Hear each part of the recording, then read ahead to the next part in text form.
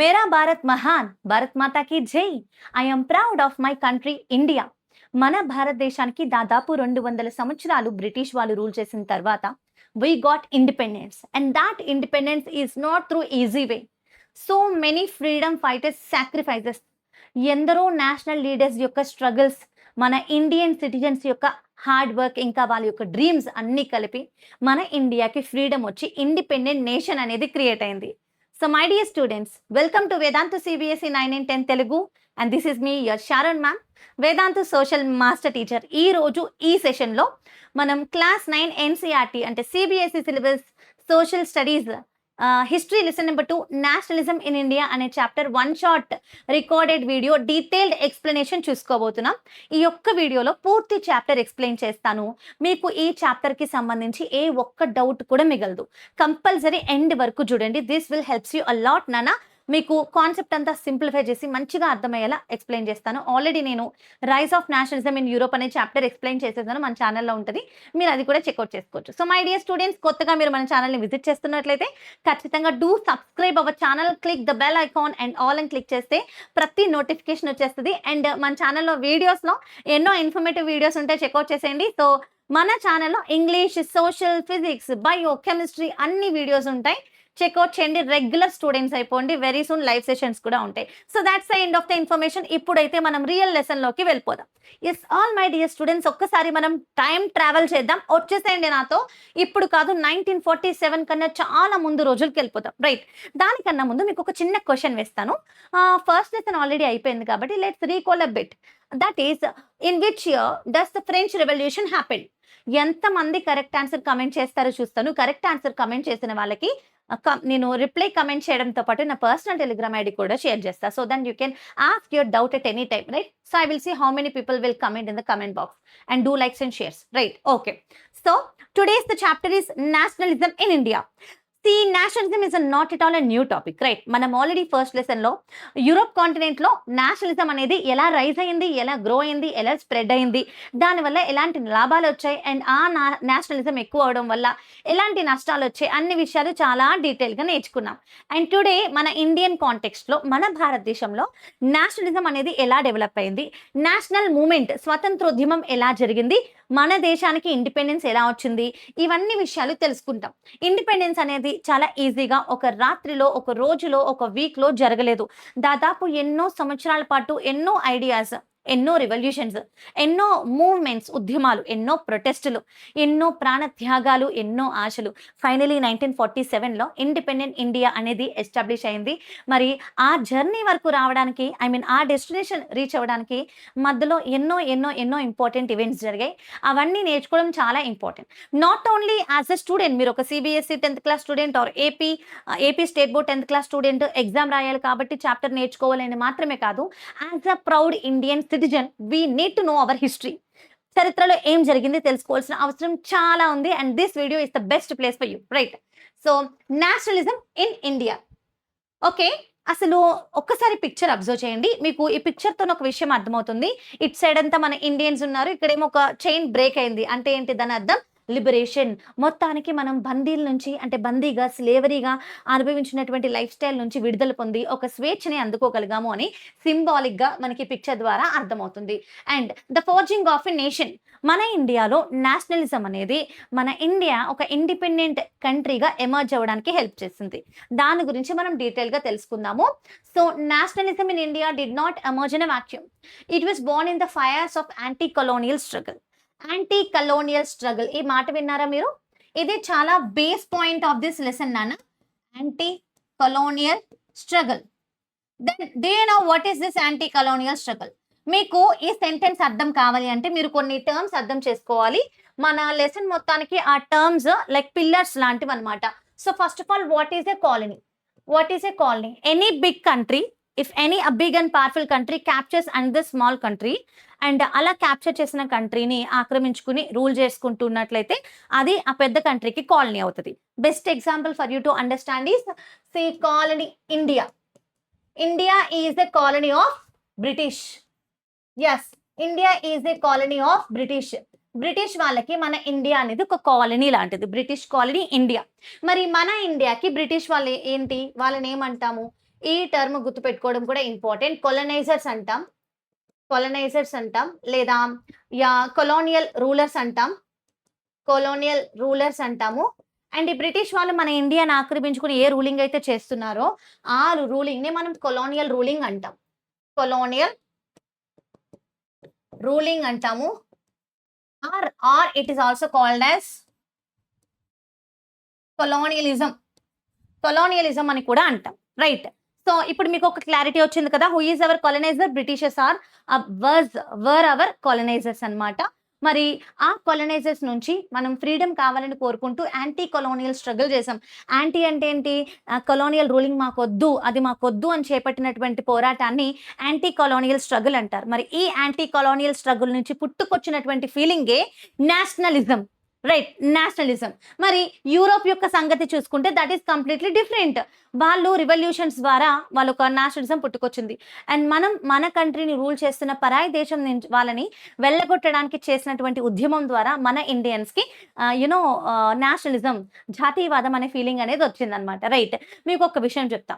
మీ ఇంట్లో మీరు Sunday picnic వెళ్ళాలా, పార్క్ వెళ్ళాలా, రెస్టారెంట్కి వెళ్ళాలా, లేదా మీరు ఏ రోజు స్కూల్కి వెళ్ళాలి, ఏ రోజు మానేయాలి, అన్ని విషయాలకి సంబంధించి decision me mother or father తీసుకుంటారు. ఒక రోజు ఏమైందంటే మీ పక్కింటి వాళ్ళు వచ్చి, మీ పక్కింటి అంకుల్ ఆంటీ వచ్చి, ఈ రోజు నుంచి మేము చెప్పినట్టే చేయాలి, మేము మీకు పాకెట్ మనీ ఇస్తే తీసుకోవాలి, బట్టలు కొంటే వేసుకోవాలి, లేదంటే ఏ బట్టలు ఉంటే అవే వేసుకోవాలి, పిక్నిక్కి తీసుకెళ్తే రావాలి, లేదంటే కామ్గా ఉండాలి అని వాళ్ళు చెప్పింది చేయమంటే మీరు వింటారా? మీరు మా పేరెంట్స్ కాదు కదా, మేమెందుకు మీ మాట వినాలి, మేము మా పేరెంట్స్ మాటే వింటామంటారు.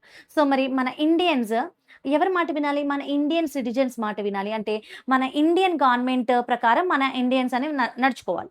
బట్ అన్ఫార్చునేట్లీ ఈ బ్రిటిషర్స్ మన ఇండియాకి ఒకప్పుడు ట్రేడర్స్ లాగా ఎంట్రీ ఇచ్చారు. అంటే మన ఇండియాను ఒకప్పుడు గోల్డెన్ బర్డ్ అని పిలిచేవారు. మన ఇండియాలో ఎన్నో రిసోర్సెస్ ఉండేవన్నమాట. మంచి ఫైన్ క్వాలిటీ ఆఫ్ కాటన్ ఉండేది. ఇంకా స్పైసెస్కి అయితే చెప్పనక్కర్లేదు. Very very very good quality of spices అనమాట. వీటన్నిటికీ వాళ్ళు అట్రాక్ట్ అయ్యారు. వాళ్ళ కంట్రీలో ఇలాంటి రిసోర్సెస్ లేవు. సో వాటితో వ్యాపారం చేయడానికి ఒక వ్యాపారస్తులాగా 1600లో they came to India as a trading company. East India కంపెనీగా వచ్చి ట్రేడింగ్ రైట్స్ తీసుకుని ట్రేడ్ చేస్తూ ఉండేవారు. ఆ విధంగా నెమ్మదిగా మన ఇండియాలో ఉన్నటువంటి సిచ్యువేషన్స్, రిసోర్సెస్, అడ్వాంటేజెస్ అన్ని గమనించుకుని they started capturing India slowly. ఆ విధంగా మన ఇండియా మొత్తాన్ని వాళ్ళ గుప్పిట్లోకి తెచ్చేసుకున్నారు. సో ఇంకా కంప్లీట్గా ఫుల్ ఫ్లెడ్జ్డ్గా మన ఇండియాని బ్రిటిష్ ఇండియా అని నేమ్ చేసేసి రూల్ చేసుకుంటూ వచ్చారనమాట. అప్పటి నుంచి ప్రతి స్టెప్లో, ప్రతి ఈవెంట్లో మన ఇండియన్స్ పోరాడుతూనే ఉన్నారు ఇండిపెండెన్స్ కోసం. రైట్. దాని గురించి మనం ఇప్పుడు నేర్చుకోబోతున్నాము. సో మన నేషన్ అనేది అంత ఈజీగా వచ్చిన మాట కాదు. మన ఇండియన్స్ అందరము అప్రెసర్ చేత అణిచివేసేటటువంటి వాళ్ళని అప్రెసర్స్ అంటాం. అణిచివేయబడ్డాన్ని అప్రెషన్ అంటారు. ఈ అప్రెషన్ నుంచి మన ఇండియన్స్లో ఒక బాండ్ క్రియేట్ అయింది. ఇండియన్స్ అందరూ ఒకటే, we all belongs to the same country అనే బాండ్ క్రియేట్ అయింది. లైక్ ఎవరెవరు నేషనల్ మూమెంట్లో పార్టిసిపేట్ చేశారు నాన్న? ఆల్ ద పీజెంట్స్, అంటే రైతులు, వర్కర్స్, ట్రైబల్ పీపుల్, స్టూడెంట్స్, ఆడవారు, బిజినెస్ పీపుల్ అందరూ కలిసి మన నేషనల్ మూమెంట్లో పాల్గొన్నారు. And each group had vastly different problem. Solution ఏంటి? Mahatma Gandhi sought to bind these fractured classes into active or non violent movement. దాని గురించి మనం క్లియర్గా తెలుసుకుందాం. Right. So introduction of the chapter. అసలు what are we going to learn from this chapter? ఈ చాప్టర్లో ఉన్నటువంటి టాపిక్స్ ఏంటి? ఒక్క look వేసేద్దాము.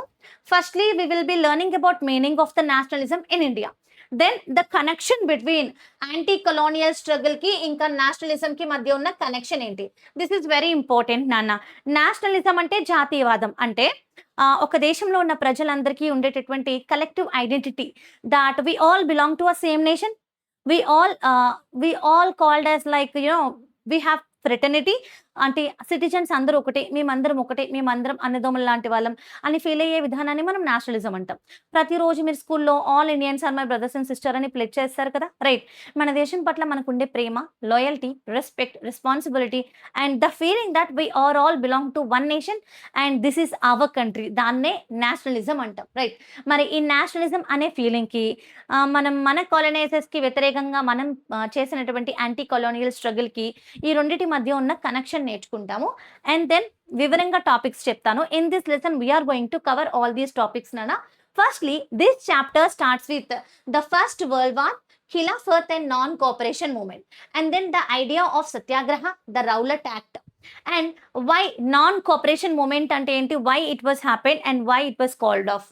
And then different strands with in the movement in the towns, rebellion in the countryside అంటే rural area అంటే పల్లెటూర్లు, గ్రామీణ ప్రాంతాలు. And then Swaraj in the plantations, ఇది one of the most important topic of the chapter. And then civil disobedience, Salt March, the civil disobedience movement. How participants saw the movement, the limits of civil disobedience movement, ఇంకా finally the sense of collective belonging. Even మనం first lesson the rise of nationalism in యూరోప్లో కూడా చివర్లో మనం visualising the nation అని చెప్పేసి same ఇలాంటి topics నేర్చుకున్నాం. ఇక్కడ కూడా సేమ్ నాన్న మన ఇండియాని ఎట్లా విజువలైజ్ చేసుకున్నాం, సెన్స్ ఆఫ్ కలెక్టివ్ బిలాంగింగ్, మనం అందరం ఒకటే అనేటటువంటి సెన్స్ ఎలా క్రియేట్ చేసాం, మన దేశం కంటూ భరతమాత అనే ఫీమేల్ ఫిగర్ని మనం విజువలైజ్ చేసాము. అండ్ ఫోకోర్ ఇంకా నేషనలిజం, నేషనల్ ఫ్లాగ్ని రూపొందించుకున్నాము. రీఇంటర్ప్రిటేషన్ ఆఫ్ ద హిస్టరీ, మన బ్రిటిషర్స్ మన ఇండియా హిస్టరీ మొత్తాన్ని కూడా రాంగ్గా ఇంటర్ప్రిట్ చేశారు. దాన్ని మన ఇండియన్స్కి మన అసలు స్థితిలైన చరిత్రని రీఇంటర్ప్రిట్ చేశాము. ఈ విషయాలన్నీ కూడా మనం ఈ లెసన్ ద్వారా తెలుసుకుంటున్నాం. Is it interesting, guys? If you really feel interesting by this time, definitely don't forget to give me a like చేయండి అండ్ షేర్ కూడా తప్పనిసరిగా చేయండి. సో ఫైనలీ ఈ లెసన్ ముగిసేటప్పటికి unity and diversity in the national movement గురించి తెలుసుకుంటాము. So different meaning of freedom for different group of people. ఇండియాలో ఉన్న అందరికీ కూడా మన ఇండియన్ ఫ్రీడమ్ మూమెంట్ పట్ల ఒకటే ఎక్స్పెక్టేషన్స్ లేవు, ఒక్కొక్కరికి ఒక్కొక్క రకమైన ఎక్స్పెక్టేషన్ ఉంది. దాని గురించి వివరంగా మనం తెలుసుకుంటాం. రైట్. సో ఇక్కడ మీకు ఫోటో కనిపిస్తుంది కదా, what is this photo about? ఈ ఫోటో ద్వారా మీకు ఏం అర్థమవుతుంది నాకు చెప్పండి. ఇది ఒక సోల్జర్ మన ఇండియన్ ఫ్లాగ్ ని రెస్పెక్ట్ చేస్తున్నట్టుంది కదా. Yes, yeah, we are showing our love and respect towards our India. So introduction, nationalism అంటే ఏంటి? Nationalism is a feeling that all people belonging to a country are united by a common identity. ఇది చాలా important. Common history, common culture, common aspiration. So తెలుగులో చెప్పాలి అంటే నేషనలిజంని జాతీయవాదం అంటారు.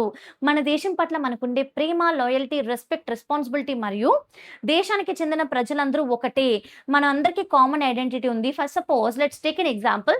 ఫ్యూచర్లో నువ్వు ఫర్దర్ స్టడీస్ చదవడం కోసం యుఎస్ఏ ఆర్ ఆస్ట్రేలియా వెళ్ళాం. అక్కడ నీతో పాటు చాలా నేషన్స్కి చెందిన స్టూడెంట్స్ అందరూ ఉన్నారు.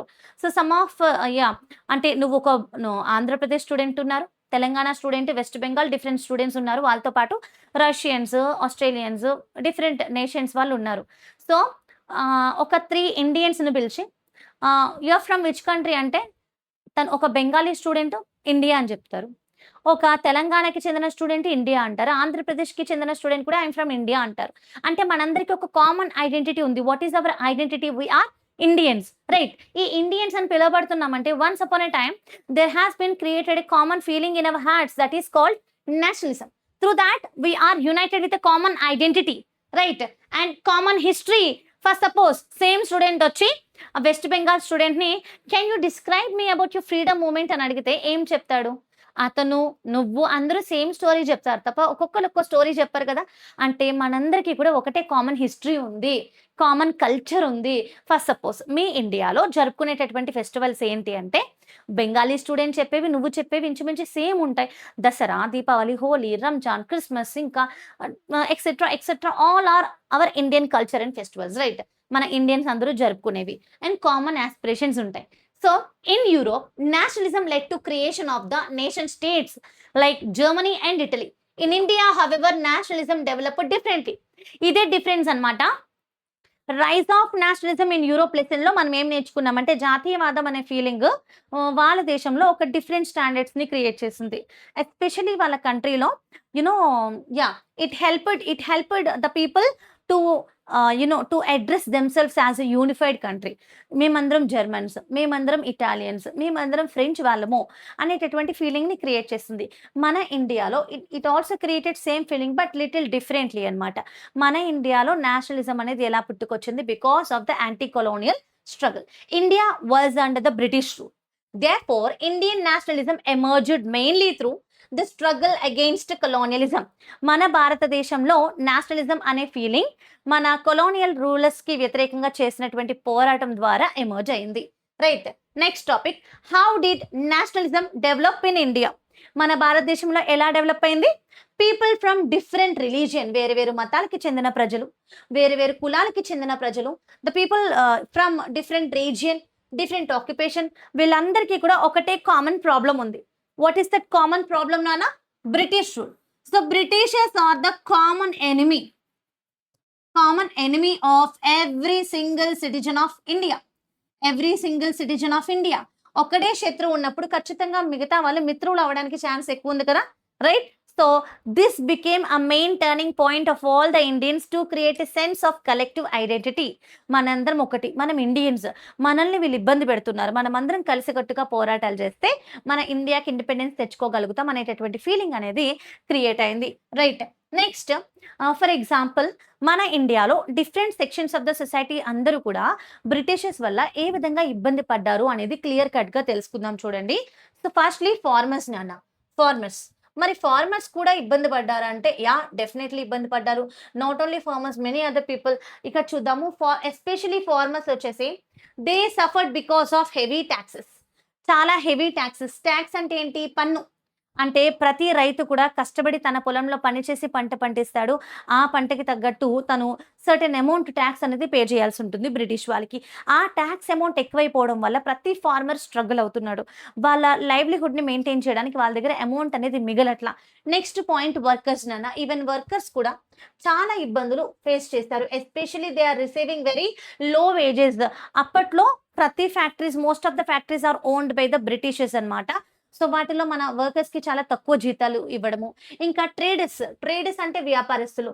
మరి ట్రేడర్స్ ఎట్లా సఫర్ అయ్యారో చూస్తే, they suffered because British policies hurt Indian industries. British వాళ్ళు తీసుకొచ్చే పాలసీస్ అన్ని కూడా మన ఇండియన్ ఇండస్ట్రీస్కి సపోర్ట్ చేసే విధంగా లేవు, మనకి అడ్వాంటేజ్గా లేవు అనమాట. Next, students and educated people. అంటే చదువుకున్న విద్యార్థులు కానివ్వండి, ఇంకా అదర్ ఎడ్యుకేటెడ్ పీపుల్, స్టూడెంట్స్తో పాటు ఎడ్యుకేటెడ్ పీపుల్ అందరూ కూడా సఫర్ అవుతున్నారు. బికాస్ మన ఇండియన్ పాలిటిక్స్లో మన ఇండియన్స్కి ఎట్లాంటి పాత్ర లేదు, కేవలం బ్రిటిష్ వాళ్ళే మనల్ని డామినేట్ చేస్తూ ఉన్నారు. ఈ పాయింట్స్ అన్ని విన్న తర్వాత మీకు ఏమనిపిస్తుంది? మన ఇండియాలో డిఫరెంట్ సెక్షన్స్ ఆఫ్ ద సొసైటీలో ఉన్న పీపుల్ అందరూ కూడా ఒకడే వ్యక్తి వల్ల ఇబ్బంది పడుతున్నారు. He is none other than British అనమాట. British is our common enemy. And all though their problems were different, they all had one common enemy. Who is that one common enemy నాన్న? ఒక్కసారి కమెంట్ సెక్షన్ లో కూడా రాసేయండి. The British government is the one common enemy. This common suffering created a feeling of unity among Indians. ఈ suffering వల్ల మన ఇండియన్స్లో ఒక unity అనేది క్రియేట్ అయింది. ఈ విధంగా మనకి నేషనలిజం అనేది గ్రో అవుతూ వచ్చింది. మేమందరం ఒకటే, మనం మన దేశానికి సపోర్ట్ చేయాలి, మన దేశాన్ని ఆక్రమించుకుని రూల్ చేస్తున్నటువంటి కాలనైజర్స్ని మన కంట్రీ నుంచి వెళ్ళగొట్టి పూర్తి స్థాయి ఇండిపెండెన్స్ని తెచ్చుకోవాలి అనేటటువంటి మోటివ్ క్రియేట్ అయిందనమాట.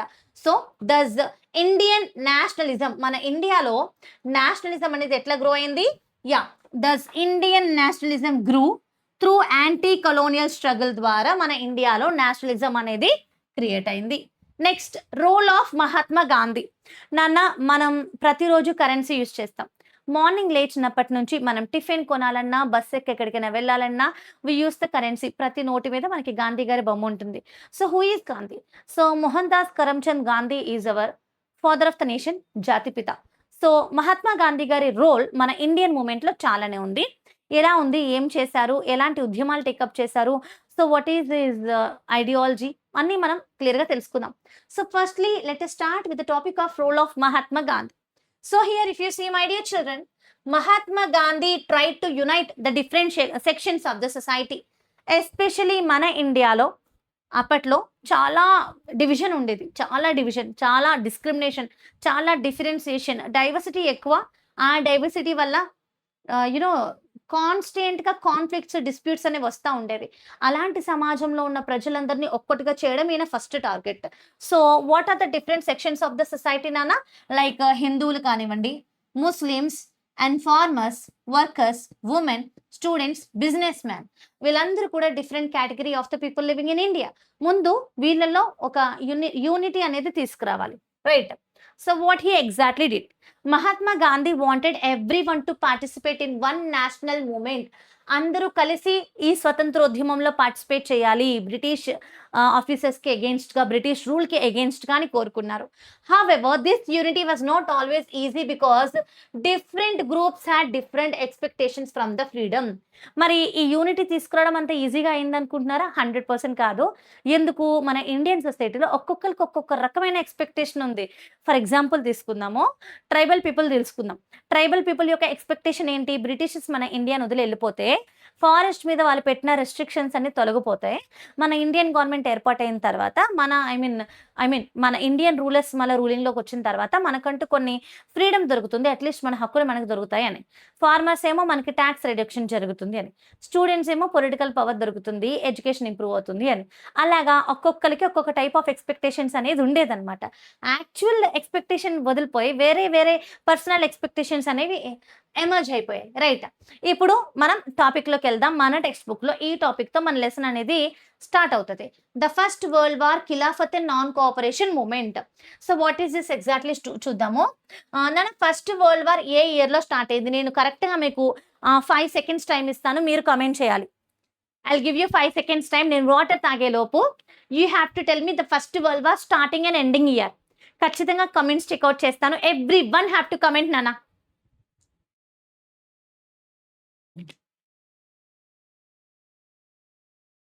కమెంట్ చేశారా? చేసే ఉంటారు, నేను చెక్అవుట్ చేస్తాను. So listen to me now. Ya, so the first world war have started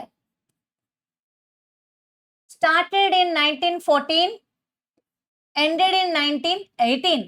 మొదటి ప్రపంచ యుద్ధం ప్రపంచ దేశాల్లో మొదటిసారిగా ఒక పెద్ద shock.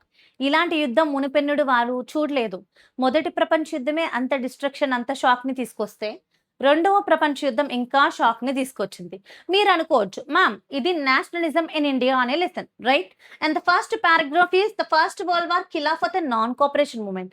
Ma'am why the world war is doing here? India is not participated in the world war, right? మరి మనకి వరల్డ్ వార్కి సంబంధం ఏంటి అనుకుంటున్నారా? గెస్ట్ చేయండి, నేను చెప్తా.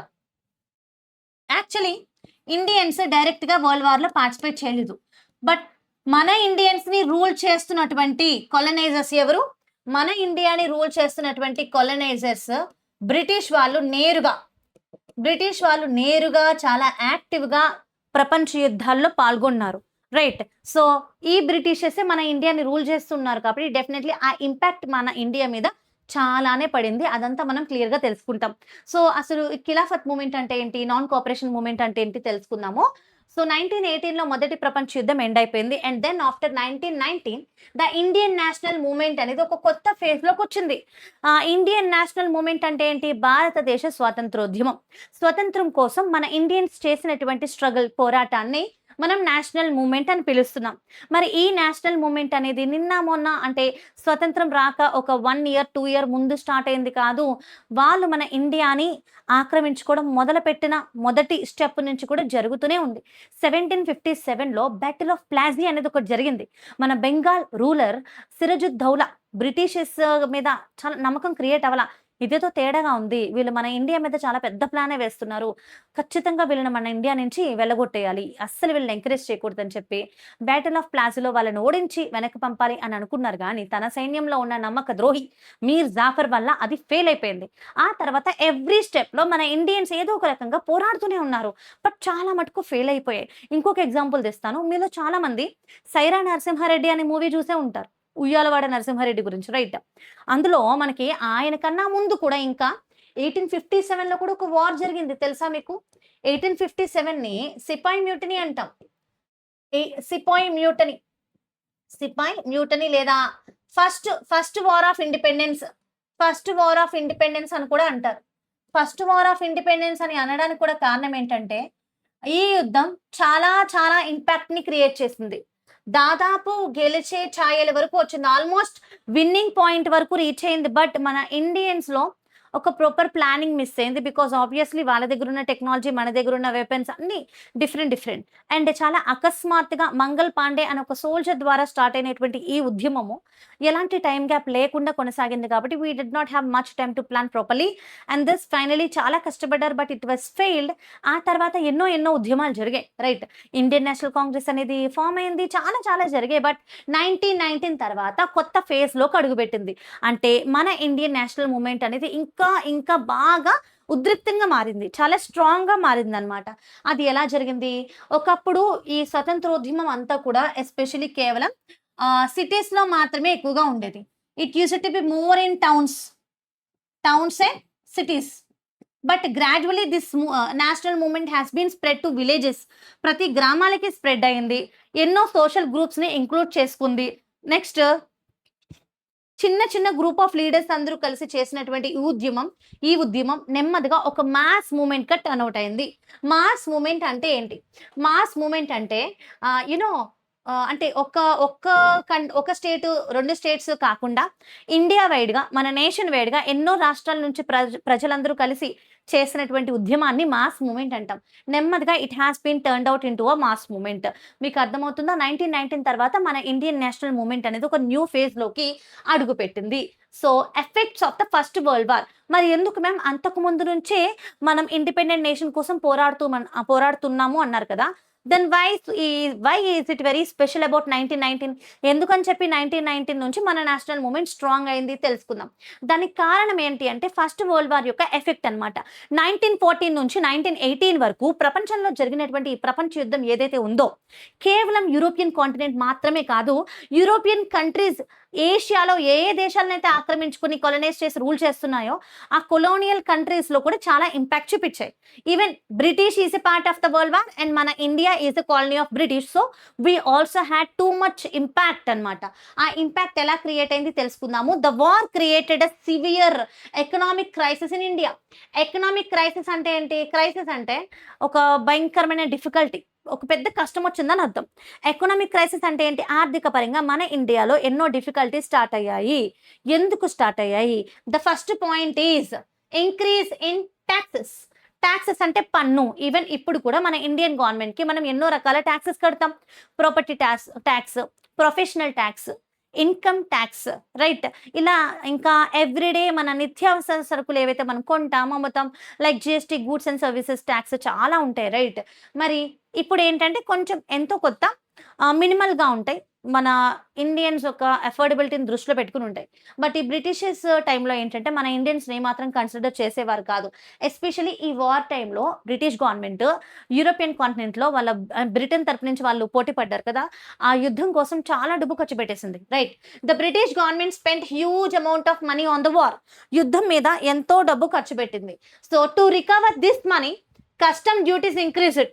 అంటే మన ఇండియాలో టాక్సేషన్ పాలసీస్ ఇంక్రీజ్ చేసేసారు, ఇన్కమ్ ట్యాక్స్ ఇంట్రడ్యూస్ చేస్తారు. దాంతోపాటు ఇంకా కొన్ని కొత్త ట్యాక్స్లన్నీ ఇంపోజ్ చేసి వాళ్ళు నష్టపోయిన మనీ అంతా మన ఇండియా నుంచి రికవర్ చేసే ప్రాసెస్లో ఉన్నారనమాట. The burden fell on the ordinary Indians. అప్పుడు ఇప్పుడు ఎప్పుడు మొన్న నిన్న ఈరోజు రేపు ఎప్పుడైనా సరే ఒక దేశంలో ఏదైనా పెద్ద క్రైసిస్ వస్తే మొట్టమొదటిగా ఆ ప్రాబ్లమ్ని ఫేస్ చేసేది ఎవరు? The poor. బాగా పేద వ్యక్తులు, ఇంకా మధ్యతరగతి పేద వ్యక్తులు మాత్రమే ఎక్కువగా ఈ ప్రాబ్లమ్ని ఫేస్ చేస్తారు. మన ఆర్డినరీ ఇండియన్స్ మీద చాలా పన్ను భారం, ట్యాక్స్ బర్డెన్ పడిపోయింది. అండ్ డైలీ యూస్ చేసేటటువంటి కమోడిటీస్ యొక్క ప్రైజెస్ పెరిగిపోవడం వల్ల చాలా మంది వాటిని కొనుక్కోలేని పరిస్థితిలోకి వెళ్ళిపోయారు. Rise in prices.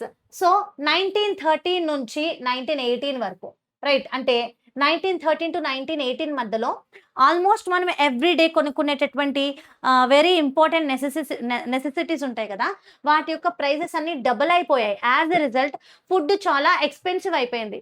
And clothes కూడా చాలా ఎక్స్పెన్సివ్ అయిపోయాయి. మనుషులకి కొన్ని బేసిక్ నెసెసిటీస్ ఉంటాయి నాన్న, మీకు తెలుసా? బేసిక్ నెసెసిటీస్ అంటే ఏంటి? Basic necessities like food, next clothing, shelter, and ఆ తర్వాత మెడిసిన్స్ కూడా వస్తాయి అనుకోండి, హెల్త్ కేర్ కూడా. So especially clothing, food, daily necessities అన్ని చాలా కాస్ట్లీ అయిపోయాయి. దానివల్ల పూర్ పీపుల్ ఎంతో ఎక్కువగా సఫర్ అవుతూ వచ్చారు. So forced recruitment, this is one of the major issue that hour Indians faced నాన్న. రిక్రూట్మెంట్ అంటే ఏంటి? ఏదైనా ఒక పనిలోకి తీసుకోవడాన్ని రిక్రూట్మెంట్ అంటారు. మరి ఫోర్స్డ్ రిక్రూట్మెంట్ అంటే ఏంటి? I already told you that the British were participating in the war. They are participating in the world war. Right. The British government forced many villages to join the army. చూడండి, ఒక యుద్ధంలో గెలవాలి అంటే ఒక రాజు దగ్గరైనా, ఒక దేశం దగ్గరైనా ఏముండాలి? డెఫినెట్లీ ఆర్మీ ఉండాలి. Army is very important thing to win a war. ఒక యుద్ధాన్ని గెలవాలంటే ఆర్మీ. ఇంకేం కావాలి? వెపన్స్ కావాలి. ఇవి లేకుండా యుద్ధాన్ని చేయగలరా? డెఫినెట్లీ చేయలేరు. అఫ్ కోర్స్ టాక్టిఫుల్ డెసిషన్స్, డిప్లొమసీ ఇవన్నీ ఉండాలి. బట్ దాంతో పాటు army is very important. So British army count సరిపోవట్లేదు కాబట్టి మన ఇండియన్స్ ఎస్పెషలీ గ్రామీణ ప్రాంతాల నుంచి కొంచెం యువకులు ఎవరైతే ఉంటారో వాళ్ళందరినీ ఫోర్స్డ్గా ఆర్మీలో మీరు పని చేయాల్సిందని చెప్పేసి ఫోర్స్డ్గా వాళ్ళని తీసుకెళ్ళిపోయి ఆర్మీలో పని చేయించుకునేవారు. అది మన ఇండియన్స్కి అస్సలు నచ్చల. ప్రతి గ్రామీణ ప్రాంతం అంటే మీకు అర్థం కావడం కోసం చెప్తున్నాను. తెలంగాణ తీసుకున్నామండి ఎగ్జాంపుల్. అంటే లైక్ కొన్ని మహబూబ్ నగర్, కరీంనగర్, ఆదిలాబాద్ అలాంటి ఏరియాస్లో కొంచెం మారుమూల గ్రామాలు ఉంటాయి. ఆ గ్రామంలో చాలా చిన్న పని చేసుకుని బ్రతికే వాళ్ళు ఉంటారు. అలాగే ఆంధ్రప్రదేశ్ ఎగ్జాంపుల్గా తీసుకుంటే like take any village example, Vijayawada తీసుకోండి. దాని దగ్గరలో ఉండే మరి మారుమూల చిన్న చిన్న గ్రామాలు తీసుకోండి. అక్కడ చాలా మంది చిన్న చిన్న పనులు చేసుకుంటూ ఉంటారు. మరి ఆ చిన్న చిన్న ఫ్యామిలీస్లో ఉండేటటువంటి యూత్ అని వదిలేస్తే మగవాళ్ళు, male are very important. Because head of the ఫ్యామిలీగా ఆ ఇంట్లో వాళ్ళ ఫాదర్, హస్బెండ్స్ వాళ్ళే ఉంటారు. మరి పని చేసి ఆ ఇంటి మొత్తాన్ని పోషించేటటువంటి బ్రెడ్ విన్నర్ ఇల్లును వదిలేసి యుద్ధం అని చెప్పేసి వేరే దేశం వెళ్ళిపోతే వాళ్ళని ఎవరు పోషిస్తారు? అండ్ ఆ యుద్ధంలో వాళ్ళకి ఏమైనా జరిగితే ఈ ఫ్యామిలీ ఇంకా ఇబ్బందులు గురవలసి వస్తుంది కదా. So it created anger among the rural people because family lost their earning member. Young men were compelled to fight for a foreign ruler. పోనీ ఇంత కష్టపడి ఇంత ప్రాణత్యాగం చేసి ఈవెన్ మన ఇండియన్స్ రూరల్ ఏరియాలో ఉండే కుటుంబాలందరూ వాళ్ళ యొక్క బ్రెడ్ విన్నర్ని కోల్పోయి ఇంత సాక్రిఫైస్ చేసేది దేనికోసం రా అంటే మన ఇండియన్స్ కోసం అంటే కాదు. ఎవడో బ్రిటిష్ వాడు ఫారిన్ రూలర్ కోసం వాడు తరపున పోరాడడానికి మన ఇండియన్స్ ఇంత త్యాగం చేస్తున్నారు. మన యూత్ వాళ్ళ ప్రాణాలని కోల్పోతున్నారు, లేదా వాళ్ళ ఇంటిని వదిలేసి దూరంగా వెళ్లాల్సి వస్తుంది. చాలా తక్కువ జీతంకి వాళ్ళు వాళ్ళ లైఫ్ని రిస్క్ చేస్తున్నారు. Right. So forced recruitment is one of the most important point nana. And then famine, diseases and death. Famine ante enti? So famine is a situation when there is no food production. మనకి ఎక్కువ వర్షాలు కురకపోవడం వల్ల, లేదా పంట పొలాల్లో పురుగు పట్టి ఏదైనా హార్వెస్ట్ చేతికి రాకుండా ఫుడ్ ప్రొడక్షన్ తగ్గిపోయినా, ఎప్పుడైతే ఫుడ్ గ్రెయిన్స్ అవైలబిలిటీ తగ్గిపోతుందో, ఫుడ్ స్కేర్సిటీ వచ్చేస్తుందో దాన్ని మనం కరువు, ఫెమైన్ అంటాం. రైట్. డిసీజ్ అంటే వ్యాధులు, డెత్ అంటే చనిపోవడం. ఏంటి ఫెమైన్, డిసీజ్ అండ్ డెత్ అనే పారాగ్రాఫ్ చూద్దాము. First of all crop failure and famine, especially during the years of 1918 నుంచి 1919, ఇంకా 1920 నుండి 1921 ఈ టైం పీరియడ్ మధ్యలో మన ఇండియాలో చాలా చోట్ల క్రాప్స్ ఫెయిల్ అయిపోయాయి. దీనివల్ల ఫుడ్ షార్టేజ్ వచ్చేసింది. హంగర్, ఆకలితో అలమటిస్తున్నారు ప్రజలు. రైట్. దీనివల్ల ఏమైంది నాన్న? చాలా మంది ప్రాణాలు కోల్పోవాల్సి వచ్చింది. At the same time influenza epidemic అంటే అంటువ్యాధి. ఒక డెడ్లీ ఇన్ఫ్లుయెన్జా ఎపిడమిక్ అనేది through out the India spread అయిపోయింది. సో 1921లో చేసినటువంటి సెన్సెస్ అంటే జనాభా లెక్కల ప్రకారం nearly 12 to 13 million people died because of the famine and disease. కేవలం కరువు కాటకాల వల్ల, అంటువ్యాధుల వల్ల 12 నుంచి 13 మిలియన్ పీపుల్ చనిపోయారంటే నమ్ముతారా? It's really very devastating news కదా, చాలా బాధాకరమైన news. People expected that after the war their suffering would end. ఈ వార్ అయిపోయిన తర్వాత మన సఫరింగ్ ఎండ్ అయిపోతుంది. సో వరల్డ్ వార్లో మన కొలనైజర్ బ్రిటిషర్స్ పార్టిసిపేట్ చేస్తున్నారు కాబట్టి వాళ్ళ ఎకనామిక్ సపోర్ట్ కోసం మన ఇండియాను మొత్తం కొల్లగొట్టేస్తున్నారు. సరిపోని యుద్ధం అయిన తర్వాత అయినా మనకి ఈ ట్యాక్స్ బర్డెన్ తగ్గుతుంది, ప్రైజెస్ అనేవి తగ్గుతాయి అని రకరకాల ఎక్స్పెక్టేషన్ పెట్టుకున్నారు. బట్ నథింగ్ చేంజ్, ఏది మారలా. దేర్ఫోర్ డిస్సాటిస్ఫాక్షన్, నిరాశ, నిస్పృహ, అసంతృప్తి ప్రజల్లో ఫుల్గా నిండిపోయింది అనమాట అగెయిన్స్ట్ ద బ్రిటిష్ రూల్. ఈ పనులన్నీ కూడా మన ఇండియన్స్లో బ్రిటిష్ రూల్కి వ్యతిరేకంగా ద్వేషాన్ని బాగా క్రియేట్ చేస్తూ వచ్చాయన్నమాట. సో ద ఐడియాస్ ఆఫ్ సత్యాగ్రహ. ఇక్కడ వరకు మనం ఏం అర్థం చేసుకున్నాము? మన ఇండియాలో ఎవరెవరు ఎలాంటి ప్రాబ్లం ఫేస్ చేస్తూ ఉన్నారు బ్రిటిషర్స్ నుంచి. Like I already told you, in India different sections of the society people are facing common trouble from the Britishers. But ఎవరెవరు ఎలాంటి ప్రాబ్లం ఫేస్ చేస్తున్నారు, ఇండిపెండెన్స్ నుంచి ఎవరెవరికి ఎలాంటి ఎక్స్పెక్టేషన్ ఉంది అనే విషయాన్ని మీకు క్లారిటీగా చెప్పా. Now let us try to understand about idea of satyagraha. Satyagraha అంటే ఏంటి, ఈ ఫిలాసఫీ ఎవరిది, అసలు ఒక సత్యాగ్రహి ఎలాంటి పనులు చేయాలి అనే విషయాన్ని తెలుసుకుందాము. Right. So the weapon of satyagraha మీరు ఇక్కడ చూడొచ్చు. మన ఇండియాని ఒక స్వతంత్రోద్యమం వైపు నడిపినటువంటి వ్యక్తి మహాత్మా గాంధీ గారు అనమాట. ఆయన యొక్క ఐడియాలజీస్, ఆయన యొక్క ఫిలాసఫీస్ కంప్లీట్లీ డిఫరెంట్గా ఉంటాయి. ఎస్పెషలీ ఆయన హింసని ఏమాత్రం ప్రేరేపించరు. He doesn't support the violence, he always follow dharma. అతను సత్యాన్ని, సత్యమేవ జయతే అంటారు కదా, సత్యాన్ని ఫాలో అవుతారు, అహింసని ఫాలో అవుతారు, ఎవరిని బాధ పెట్టేటటువంటి తత్వాన్ని ఫాలో అవ్వరు. రైట్. శాంతియుతంగా ప్రొటెస్ట్ చేయడమే ఆయన యొక్క లక్ష్యం. సో వెపన్ ఆఫ్ సత్యాగ్రహ అంటే ఏంటి చెప్తా వినండి. So in January 1915, a new leader returned from South Africa. Mahatma Gandhi brought him a novel method of mass agitation, satyagraha, truth plus non-violence. 1915 లో సౌత్ ఆఫ్రికా నుండి మహాత్మా గాంధీ గారు మన ఇండియాకి రిటర్న్ అయిన తర్వాత ఆయన ఒక మెథడ్ ని మన ఇండియాలో యూజ్ చేస్తారు. దాన్నే మనం సత్యాగ్రహ అంటాం. Truth plus non violence is equal to satyagraha. మరి సత్యాగ్రహాల కోర్ ప్రిన్సిపల్స్ ఏంటి అంటే active not passive. It is the weapon of strong if the cause is true, physical force is unnecessary.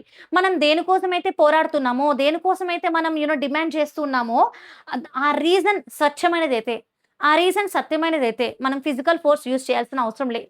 చాలా శాంతియుతంగా కూడా పోరాడొచ్చు అని చెప్పినట్టు వ్యక్తి మహాత్మా గాంధీ గారు. No hatred, fight injustice without vengeance. పగ, ప్రతీకారాలు, ద్వేషాలు లేకుండా మనకి జరుగుతున్నటువంటి అన్యాయానికి వ్యతిరేకంగా మనం పోరాడాలి అన్నారు. నెక్స్ట్ పర్సుషన్ అంటే ఏంటి, appeal to the conscience of the oppressor, forcing them to see the truth without violence. Actually Nelson Mandela గారు గుర్తొచ్చారు నాకు ఈ టైంలో. మన ఇండియాకి మహాత్మా గాంధీ గారు ఎలానో, సౌత్ ఆఫ్రికాకి నెల్సన్ మండేలా గారు అలా same type of principles follow అవుతారు. ఆయన ఒక మాట అన్నారు, ఒక మనిషి ఇంకొక మనిషిని ద్వేషించగలుగుతున్నాడంటే, అంటే తన యొక్క కలర్ని, క్యాస్ట్ని, రిలీజియన్ని, రీజియన్ని బేస్ చేసుకుని, ఎస్పెషల్లీ కలర్ని, అంటే వీళ్ళు నల్లోళ్ళు, మేము తెల్లోళ్ళము అని చెప్పి ఒక రేషియల్ డిస్క్రిమినేషన్ తోటి ఒక మనిషి ఇంకొక మనిషిని ద్వేషించగలుగుతున్నాడంటే, ద్వేషాన్ని చూపించగలుగుతున్నాడంటే దాని అర్థం పుట్టుకతోనే ఇంకో మనిషి మీద ద్వేషంతో పుట్టరు కదా. పుట్టిన తర్వాత పెరుగుతూ ఉండే కొద్దీ ఇలాంటి భావాలన్నిటిని నేర్చుకుంటారు. So when they know how to hate someone, maybe they can learn how to love someone. అంటే ద్వేషించడం నేర్చుకున్నప్పుడు ప్రేమించడం కూడా నేర్చుకోవచ్చు. ప్రేమించడం కూడా అంటే సాటి వ్యక్తిని ప్రేమ చూపించడం కూడా అది కష్టమైన విషయమేం కాదు. అది కూడా నేర్చుకోగలిగేటటువంటి అవకాశం ఉంది అన్నారనమాట. ఇక్కడ గాంధీజీ గారు కూడా మన యొక్క మన అప్రెసర్ అంటే, అప్రెషన్ అంటే అణిచివేయడం. అణిచివేయడం అంటే ఫర్ సపోజ్ నువ్వు స్కూల్‌లో నీకు డ్రింకింగ్ వాటర్ ఫెసిలిటీ బాలేదని చెప్పి నువ్వు నీ ఫ్రెండ్స్ అందరూ కలిసి రోజు స్కూల్ గ్రౌండ్‌లో కూర్చొని మాకు మంచి వాటర్ ఇవ్వాలి, డౌన్ డౌన్ అని సంథింగ్ రోజు అక్కడే కూర్చొని క్లాస్ అటెండ్ అవ్వకుండా ఎండలో కూర్చొని ప్రొటెస్ట్ చేస్తున్నారు. సో మీ డిమాండ్ ఫుల్ఫిల్ చేయకుండా మిమ్మల్ని అక్కడి నుంచి తీసి తరిమేశారనుకోండి, దాన్ని అప్రెషన్ అంటారు. అంటే అణిచివేసేస్తున్నారు, మీ కోరికలన్నీ అణిచివేసేస్తున్నారు, మీ ఉద్యమాన్ని అణిచివేసేస్తున్నారు. ఆ అణిచివేసే వాళ్ళని మనం అప్రెషర్ అంటాం. మన ఇండియాకి అప్రెసర్ ఎవరు? బ్రిటిషర్స్ ఆర్ ద అప్రెసర్స్ అనమాట. సో పర్సుయేషన్ అంటే ఏంటి అంటే ఎలాంటి వైలెన్స్ ఉపయోగించకుండా మన అప్రెసర్ యొక్క హార్ట్‌ని మార్చగలగడం అనమాట. అది చాలా కష్టం. బట్ మహాత్మా గాంధీ గారి యొక్క సిద్ధాంతం సత్యాగ్రహ. దీని గురించి మరిన్ని విషయాలు మనం తెలుసుకుందాము. Testing the weapon on the home soil. Especially Mahatma Gandhi గారు మనకి 1915లో సౌత్ ఆఫ్రికా నుంచి ఇండియాకి వచ్చిన తర్వాత డైరెక్ట్‌గా ఇండియన్ మూవ్‌మెంట్‌లో ఆయనేమి పార్టిసిపేట్ చేయలేదు. ముందు ఒక 3 ఇంపార్టెంట్ ఉద్యమాలనేవి జరిగాయి. అది అంటే ఒక అచీవ్‌మెంట్స్ అనుకోవచ్చు, లేదా testing the weapon on soil అంటే ఆయన యొక్క సత్యాగ్రహ, ఆయన యొక్క నాన్ వైలెన్స్ మెథడ్స్ మన ఇండియన్ సాయిల్ మీద టెస్ట్ చేసినట్టు కూడా అయింది. అవేంటి తెలుసుకుందాము. త్రీ ఇంపార్టెంట్ మూవ్‌మెంట్స్ ఉన్నాయి which Gandhi had been started after coming to India. The first one is Champaran. Champaran అనే ప్లేస్ బీహార్‌లో ఉంటది. 1970లో యూరోపియన్ ప్లాంటర్స్ మన ఇండియన్ ఫార్మర్స్ ని కేవలం ఇండిగో అనే పంట మాత్రమే వేయాలని ఫోర్స్ చేసేవారు. ఆ ఇండిగో ప్లాంటేషన్ వల్ల మన రైతులకు ఎలాంటి లాభం ఉండేది కాదు. దాని తర్వాత వేరే పంటలు వేయడానికి కూడా నష్టం ఎక్కువగా వచ్చేది. సో ఈ ఇండిగో పీజెంట్స్ ని, ఈ ఇండిగో పండిస్తున్నటువంటి ఫార్మర్స్ ని సపోర్ట్ చేస్తూ ఈ అప్రెసివ్ ప్లాంటేషన్ సిస్టమ్ కి వ్యతిరేకంగా గాంధీజీ గారి నేతృత్వంలో ఒక మూవ్మెంట్ ని లాంచ్ చేశారు అండ్ అది సక్సెస్ అయింది. అలాగే గుజరాత్ లోని ఖేడా అనే ప్రాంతంలో 1917లో demanding tax relief for peasants hit by crop failure. ఆ సంవత్సరంలో చాలా మంది రైతులకి పంట సరిగా రాక పంట ఫెయిల్ అయిపోయి నష్టం వచ్చింది. సో మాకు ట్యాక్స్ తగ్గించమని వాళ్ళు చేసినటువంటి పోరాటంలో గాంధీజీ గారు లీడర్షిప్ తీసుకున్నారు అండ్ అది కూడా సక్సెస్ అయింది. అండ్ దెన్ 1918లో అహ్మదాబాద్, గుజరాత్లోని అహ్మదాబాద్లో mill workers, cotton mill workers అందరూ కూడా మాకు సరైన జీతాలు కావాలి అని స్ట్రైక్ చేశారు. అది కూడా ఈయన లీడర్షిప్ వహించి మంచి విధానంలో వాళ్ళని సపోర్ట్ చేశారు. అది సక్సెస్ అయింది. Before launching a nation wide movement అంటే మన హీరో ఆఫ్ ద చాప్టర్ ఏంటి? National movement. మన ఇండియాలో స్వతంత్రోద్యమం స్టార్ట్ చేసే ముందు ఈ ఉద్యమాలన్నింటిలో ఆయన పాల్గొని సక్సెస్ఫుల్ చేశారనమాట. Gandhi successfully tested the power of satyagraha in 3 distinct regional conflict, the proving its versatility and across the different classes and grievances. దానివల్ల సక్సెస్ వచ్చింది కాబట్టి నెమ్మదిగా అది ఇంప్లిమెంట్ చేశారు. మరి now let us try to understand what is the meaning of satyagraha. అసలు let us decode the word of satyagraha means సత్య అంటే ట్రూత్, సత్యం. దెన్ ఆగ్రహ అంటే ఇన్సిస్టెన్స్, నిజం మీద నిలబడ్డం, నిజాన్ని సపోర్ట్ చేయడము. Satyameva Jayate, we call it as satyagraha. Therefore satyagraha means insistence on truth, నిజం మీద నిలబడ్డం, సత్యం మీద నిలబడ్డం. మరి సత్యాగ్రహ ఫాలో అవుతున్నాను అంటే అందులో ఈ ప్రిన్సిపల్స్ మెయిన్ గా ఉంటాయి. Example, first one is truth నాన్న, అంటే ఎప్పుడు సత్యాన్నే ఫాలో అవ్వాలి. A person should always stand for truth, నిజం వైపు మాత్రమే నిలబడాలి. Non violence, no use of weapons or physical force, ఎలాంటి సిచ్యువేషన్ లో కూడా ఎలాంటి కండిషన్ లో కూడా వెపన్స్ వాడకూడదు. వైలెన్స్, కోట్లాటల్లోకి గొడవలకి వెళ్ళకూడదు. Self sacrifice, one should be ready to suffer for a just cause. Self sacrifice అంటే మనం ఒక కాజ్ కోసం పోరాడుతున్నాం. అంటే మన ఇండియాకి స్వతంత్రం తీసుకురావడం అనేది చాలా స్వచ్ఛమైన కాజ్. మనం పోరాడే కాజ్ స్వచ్ఛమైనదైతే, మంచిదైతే దానికోసం మనం సఫర్ అవ్వడానికి కూడా ముందుగానే సిద్ధం అవ్వాలి. వాళ్ళనే మనం సత్యాగ్రహి అంటాం. ఈ పద్ధతిని సత్యాగ్రహ అంటాం. So winning the opponent through love, మన యొక్క అపోనెంట్, మన శత్రువుని ప్రేమతో జయించాలి, శాంతియుతంగా జయించాలి. The aim was not to destroy the opponent but to change his heart. మన అపోనెంట్ ని డిస్ట్రాయ్ చేయడం మన యొక్క ఎయిమ్ కాదు, మన అపోనెంట్ యొక్క హార్ట్ ని మార్చడమే మన యొక్క ఉద్దేశం అన్నమాట. సో గాంధీస్ బిలీఫ్ చూసుకుందాం. If the cause is just and truthful then ultimately truth will win. అంటే మనం పోరాడేటటువంటి కారణం మంచిదైతే ఖచ్చితంగా నిజమే గెలుస్తుంది, సత్యమేవ జయతే అన్నారు. Therefore violence was unnecessary. Now why was satyagraha revolutionary? అసలు ఈ సత్యాగ్రహ అనే పద్ధతి ఎందుకు ఇంత విప్లవాత్మకంగా ఉంది? రివల్యూషన్ అంటే విప్లవం, రివల్యూషనరీ అంటే విప్లవాత్మకం, రైట్? ఎర్లియర్ మూమెంట్స్, ఒకప్పుడు ఉద్యమాలు చేసేటప్పుడు ఎలా ఫాలో అయ్యేవారంటే ముందు పిటిషన్ చేసేవారు, అంటే లెటర్ అప్లై చేసేవారు. నెక్స్ట్ అపీల్ వాళ్ళ ముందుకెళ్ళి వాళ్ళని రిక్వెస్ట్ చేసేవారు. అండ్ అప్పటికి పని జరగకపోతే అందరూ కలిసి ప్రొటెస్ట్, నిరసన చేసేవారు. మరి గాంధీజీ గారు మన ఇండియాకి వచ్చిన తర్వాత ఈ పద్ధతిని కాస్త మారుస్తూ కొన్ని కొత్త విషయాలను ఇంట్రడ్యూస్ చేయడం జరిగింది. లైక్ మాస్ పార్టిసిపేషన్ అంటే ఏంటి? మన ఇండియన్స్ అందరూ నేషన్ వైడ్ గా వేరు రాష్ట్రాల నుంచి రిప్రజెంట్ చేస్తూ ప్రజలందరూ కలిసి త్రూ అవుట్ ద ఇండియా కలిసి ప్రొటెస్ట్ చేస్తే దాన్నే మాస్ పార్టిసిపేషన్ అంటాం. ఇంకా పీస్ఫుల్ రెసిస్టెన్స్, ఎలాంటి గొడవ అంటే పబ్లిక్ కమ్యూనిటీస్ ఉంటాయి కదా, అంటే బస్ స్టాండ్లు, రైల్వే స్టేషన్లు ధ్వంసం చేయడము, లేదా పబ్లిక్ ప్రాపర్టీ ధ్వంసం చేయడము, మన వల్ల వేరే వాళ్ళకి ప్రాణ నష్టం కలగడం, అలాంటి వైలెన్స్ ఏం చేయకుండా చాలా పీస్ఫుల్ గా రెసిస్ట్ చేయడం. ఇంకా సివిల్ డిసొబీడియన్స్ అంటే బ్రిటిషర్స్ తో ఒబే చేయకుండా, వాళ్ళ యొక్క లా ఫాలో అవ్వకుండా సివిల్ డిసొబీడియన్ మూవ్మెంట్ ఫాలో అవుతూ ఇలాంటి విషయాలన్నీ గాంధీజీ గారు ఇంట్రడ్యూస్ చేశారు. This became completely new method of struggle. ఒకప్పటితో పోలిస్తే మన ఫ్రీడమ్ స్ట్రగుల్లో కొత్త మెథడ్స్ అనేవి తీసుకొచ్చారనమాట, right? Next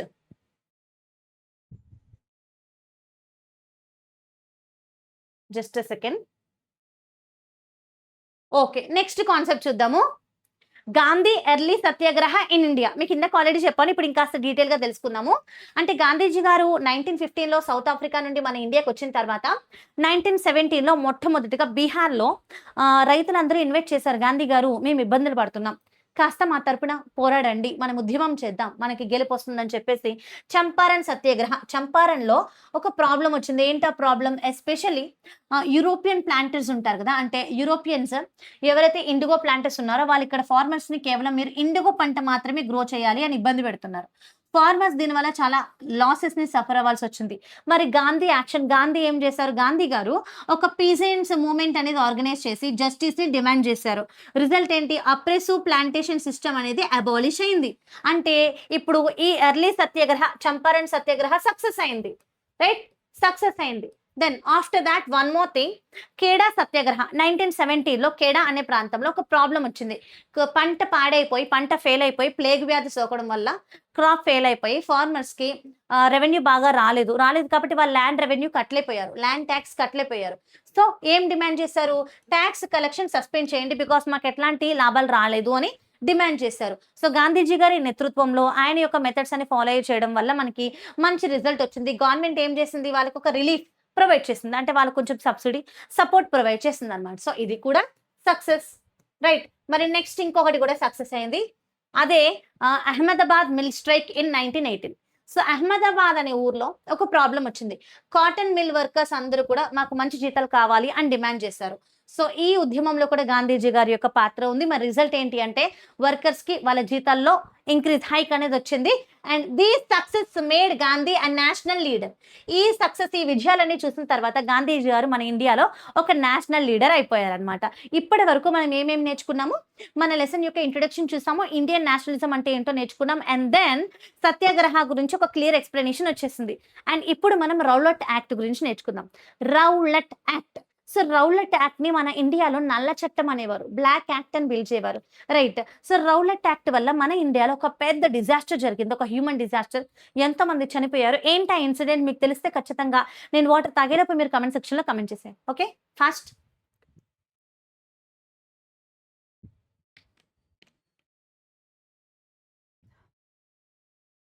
Rowlatt act, the imperial panic. మీరు ఇక్కడ ఫోటోగ్రాఫ్ లో చూడొచ్చు, నో ట్రయల్ అని ఉంది. ట్రయల్ అంటే విచారణ, దీనికి సంబంధించి తెలుసుకుందాము. Emboldened by his regional success, Gandhi plant nation wide satyagraha. In response the British hurriedly passed draconian law in 1919 to crush the rising national spirit. ఈ మూడు ఉద్యమాలు సక్సెస్ అయిన తర్వాత గాంధీజీ గారు మన ఇండియాలో నేషన్ వైడ్ గా మరిన్ని సత్యాగ్రహ అనేది ప్లాన్ చేస్తూ ఉన్నారు. ఇది తెలుసుకున్నటువంటి బ్రిటిషర్స్ మన నేషనల్ మూవ్మెంట్ ని ఎలా అయినా ఆపాలి అనేటటువంటి ప్లానింగ్ తోటి ఒక చట్టాన్ని చేశారు, దాన్నే రౌలట్ యాక్ట్ అంటాం, right. So the black law provision, మన ఇండియన్స్ దీన్ని నల్ల చట్టం, బ్లాక్ లా అంటారు. Pass despite united opposition from Indian members. మన ఇండియన్ మెంబర్స్ అందరూ ఇలాంటి యాక్ట్ పాస్ చేయొద్దు అని చెప్పినా కూడా పాస్ చేశారు. And then granted enormous power to repress the political activity. మన ఇండియాలో ఈ ఉద్యమాలు చేయకుండా, పొలిటికల్ యాక్టివిటీ జరగకుండా చాలా స్ట్రిక్ట్ యాక్షన్స్ అనేవి తీసుకొచ్చేసారు. Allowed detention of the political prisoners without trial for 2 years. ఎవరైనా బయట మీటింగ్లు పెట్టినా, ఉద్యమాలు చేసినా ఎలాంటి విచారణ చేయకుండా వాళ్ళని జైల్లో వేసి 2 ఏళ్ళు శిక్ష ఇచ్చేటటువంటి రూల్స్, పర్మిషన్ ఇచ్చేసారనమాట పోలీస్ వాళ్ళకి, రైట్. నెక్స్ట్ ఏం జరిగింది తెలుసుకుందాం క్లియర్ గా. The Rowlatt act 1919. British government passed the Rowlatt act 1919 and this law gave enormous power to the government. అంటే ఈ చట్టం ఏం చేసింది, మన బ్రిటిష్ గవర్నమెంట్ కి చాలా పవర్ అనేది ఇచ్చేసింది అనమాట. ఇందాక నేను మీకు ఆల్రెడీ క్లియర్ గా చెప్పాను, ఇంకాస్త క్లియర్ గా మళ్ళీ డిస్కస్ చేద్దాము. సో మరి ఈ చట్టం ఇంట్రడ్యూస్ చేసిన తర్వాత మరి బ్రిటిష్ గవర్నమెంట్ ఏం చేయగలుగుతుంది? Arrest any one without trial. ఎవరినైనా సరే ఎలాంటి విచారణ చేయకుండా, వాళ్ళు ఒకవేళ బయట గుమిగూడి మీటింగ్ పెట్టుకుంటే చాలు, ఉద్యమం చేస్తే చాలు, అరెస్ట్ చేయొచ్చు. And keep people in jail for 2 years. 2 ఏళ్ల పాటు, 2 years పాటు వాళ్ళని జైల్లో పెట్టచ్చు. సప్రెస్ పొలిటికల్ యాక్టివిటీస్ అన్ని సప్రెస్ చేయొచ్చు. అందుకే ఇండియన్స్ దీన్ని ఏమన్నారు నాన్న? బ్లాక్ యాక్ట్ అన్నారు. This is called as black act by Indians because it violated the civil rights. చూడండి, మనకి ఫ్రీడమ్ ఆఫ్ ఎక్స్ప్రెషన్ ఉంది, మనం నచ్చిన విషయాన్ని నిర్భయంగా మన సొసైటీలో మాట్లాడేటటువంటి హక్కు మనకు ఒక చాలా బేసిక్ రైట్ అన్నమాట. మరి మన సివిల్ రైట్స్ ని హరించేస్తుంది అనమాట ఈ రౌలట్ యాక్ట్. అందుకే దీన్ని బ్లాక్ యాక్ట్ అని చెప్పారు.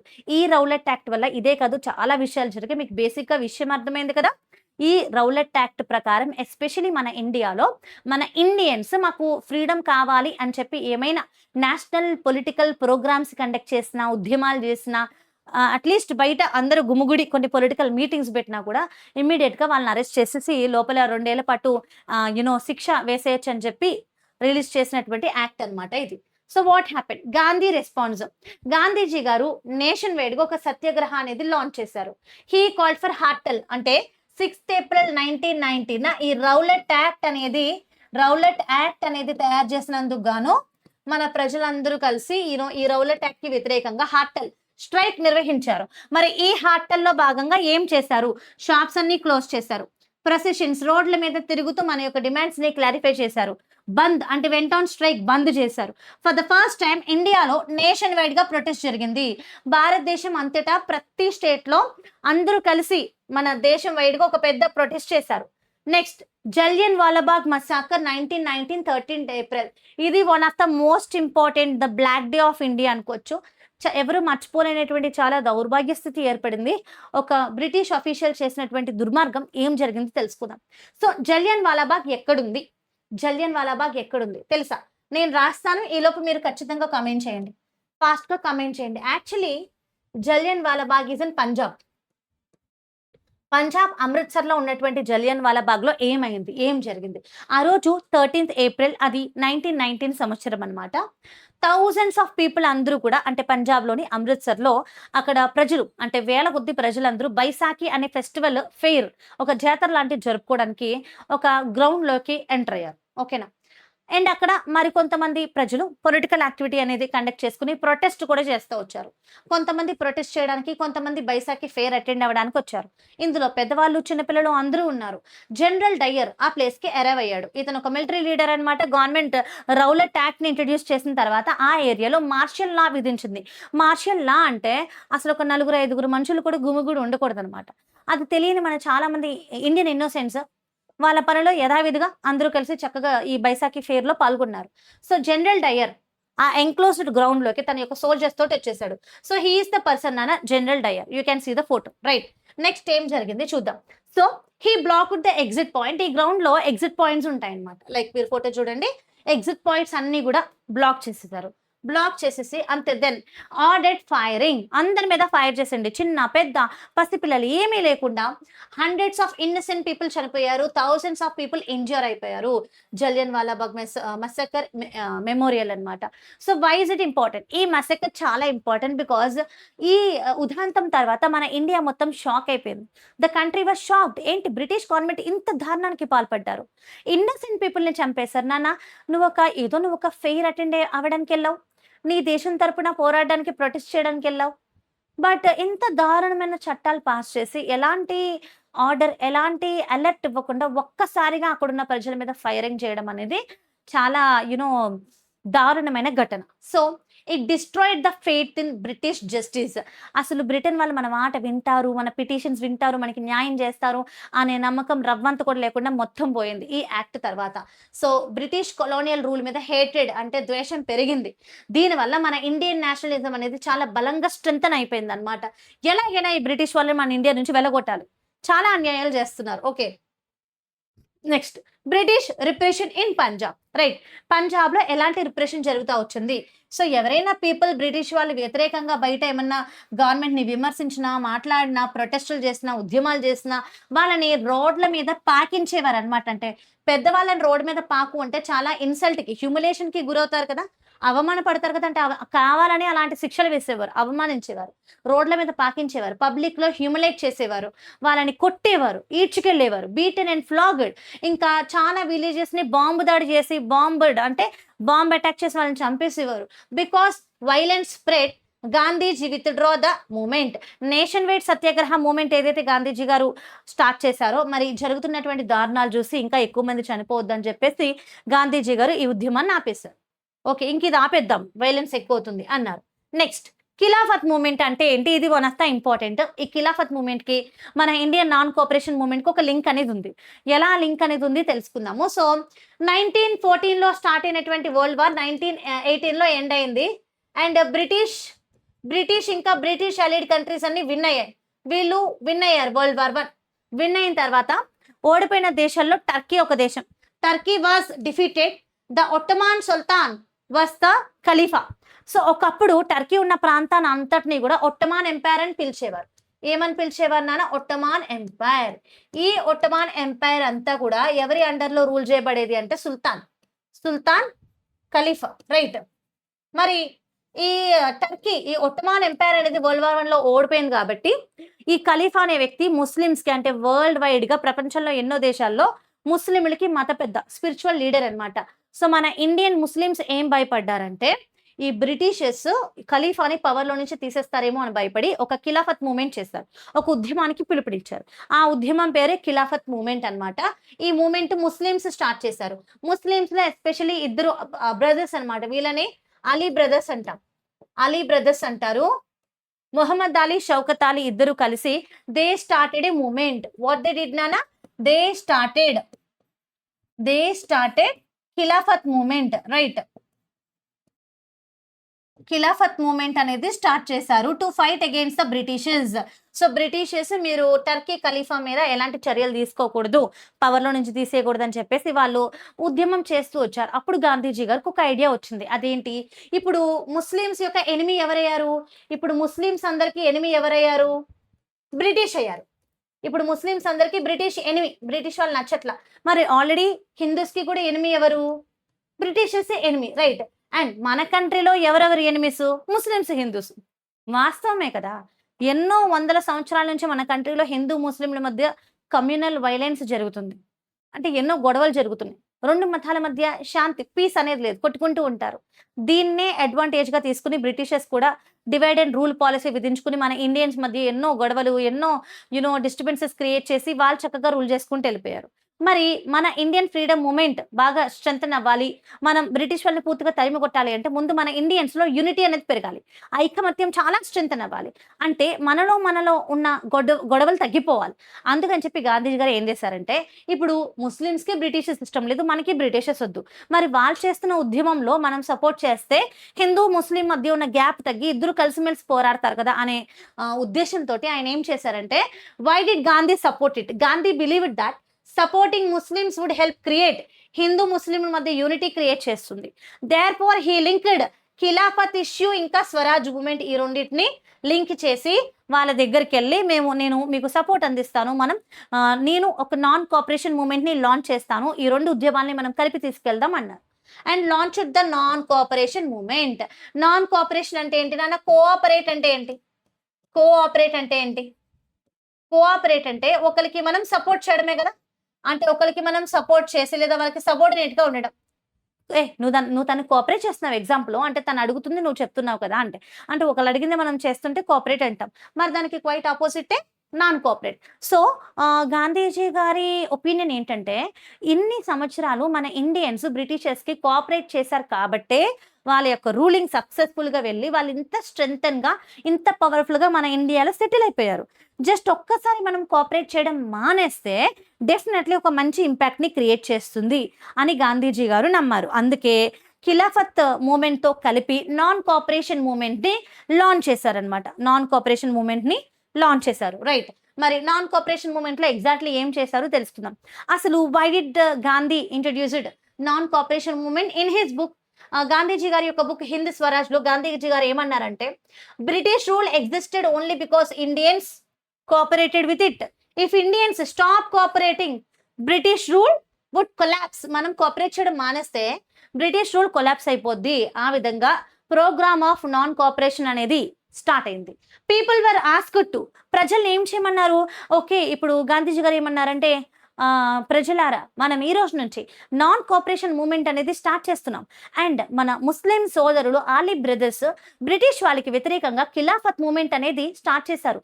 మనం వాళ్ళకి మన మద్దతునిద్దాం, మనము కలిసి ఒక ఉద్యమాన్ని చేపడతాం. మనం కూడా ఏంటిది, నాన్ కోఆపరేషన్ మూవ్మెంట్ ని లాంచ్ చేసాం, ఈ రోజు మనం కలిసికట్టుగా పోరాడదాం అని చెప్పి ఒక పిలుపునిచ్చారు.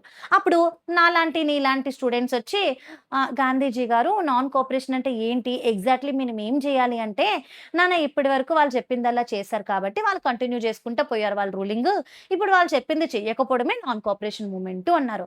బాగుంది, కొంచెం క్లియర్ గా చెప్పండి, మేము ఫాలో అవుతాము అని చెప్పారు. సో ఆయన ఏం చెప్పారంటే, పీపుల్ వర్ ఆస్క్డ్ టు, మీరు ఏం చేయాలంటే పొలిటికల్ బాయ్కాట్. ఎస్పెషల్లీ అప్పటికే మన ఇండియన్స్ లో చాలా మంది మనకి 1935లో గవర్నమెంట్ ఆఫ్ ఇండియా యాక్ట్ వచ్చిన తర్వాత పొలిటికల్ గా కాస్త పవర్ మినిస్ట్రీస్ లో ఉన్నారు మన ఇండియన్ లీడర్స్.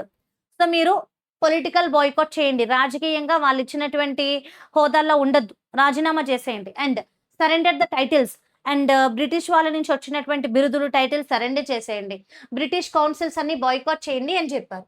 అంతేకాదు స్టూడెంట్స్ ఏమో బ్రిటిష్ యొక్క స్కూల్స్ వదిలేసి leave the government school, legal boycott అంటే కోర్ట్స్ని బాయ్కాట్ చేయండి, పోలీస్ స్టేషన్ బాయ్కాట్ చేయండి, ఎకనామిక్గా బ్రిటిష్ యొక్క ట్రేడింగ్ యాక్టివిటీస్ని బాయ్కాట్ చేయండి, ఫారెన్ గూడ్స్ అన్ని బాయ్కాట్ చేసేయండి, machine made imported cheap quality of cloth వాడద్దు, మన ఇండియన్ గూడ్స్ని ఎంకరేజ్ చేయండి, సోషల్ బాయ్కాట్ చేయండి, సొసైటీలో కూడా బ్రిటిషర్స్ని మొత్తం తరిమివేయండి, బ్రిటిష్ ఇన్స్టిట్యూషన్స్ని కూడా బాయ్కాట్ చేయండి అని చెప్పారు. And Congress acceptance after intense debate the Congress accepted the program at Nagpur session of the Indian National Congress. So Congress అనేది ఒక political party, that is the first impactful political party in our India. So ఎప్పుడైతే గాంధీజీ గారు ఈ ఆలోచన చెప్పారో ఎంతో కష్టపడి ఆ మాత్రం పొలిటికల్ పవర్ అని తెచ్చుకున్నారు. బట్ స్టిల్ కాంగ్రెస్ వాళ్ళు ఎన్నో డిబేట్స్ తర్వాత ఆయన చెప్పినటువంటి ఐడియాలజీకి ఒప్పుకొని పొలిటికల్గా పవర్ని వదిలేశారు. ఇది నాగ్పూర్ సెషన్లో ఈ డెసిషన్ తీసుకోవడం జరిగింది. The non cooperation movement officially ఎప్పుడు స్టార్ట్ అయింది నాన్న? జనవరి 1921లో. ఈ ఇయర్స్ గుర్తుపెట్టుకోవడం మీరు ఇంపార్టెంట్ అనమాట. So when did the non cooperation movement started? జనవరి 1921లో స్టార్ట్ అయింది. అండ్ ఆఫ్టర్ దట్ ఏం జరిగింది తెలుసుకుందాము. Different strands with in the movement. అంటే జరిగేది ఏ మూమెంట్? స్వతంత్రోద్యమం. జరిగేది ఒకటే ఉద్యమం. మనందరికీ కావాల్సింది ఇండిపెండెన్స్ కావాలి బ్రిటిషర్స్ నుంచి. కానీ ఒక్కొక్కరికి ఒక్కొక్క టైప్ ఆఫ్ ఎక్స్పెక్టేషన్స్ ఉన్నాయి. దాన్నే మనం different strands with in the moment అంటున్నాం. ఏంటా డిఫరెంట్ స్ట్రాండ్స్ చూసేద్దాం ఒకసారి. Introduction to the topic. The non cooperation moment officially began in January 1921.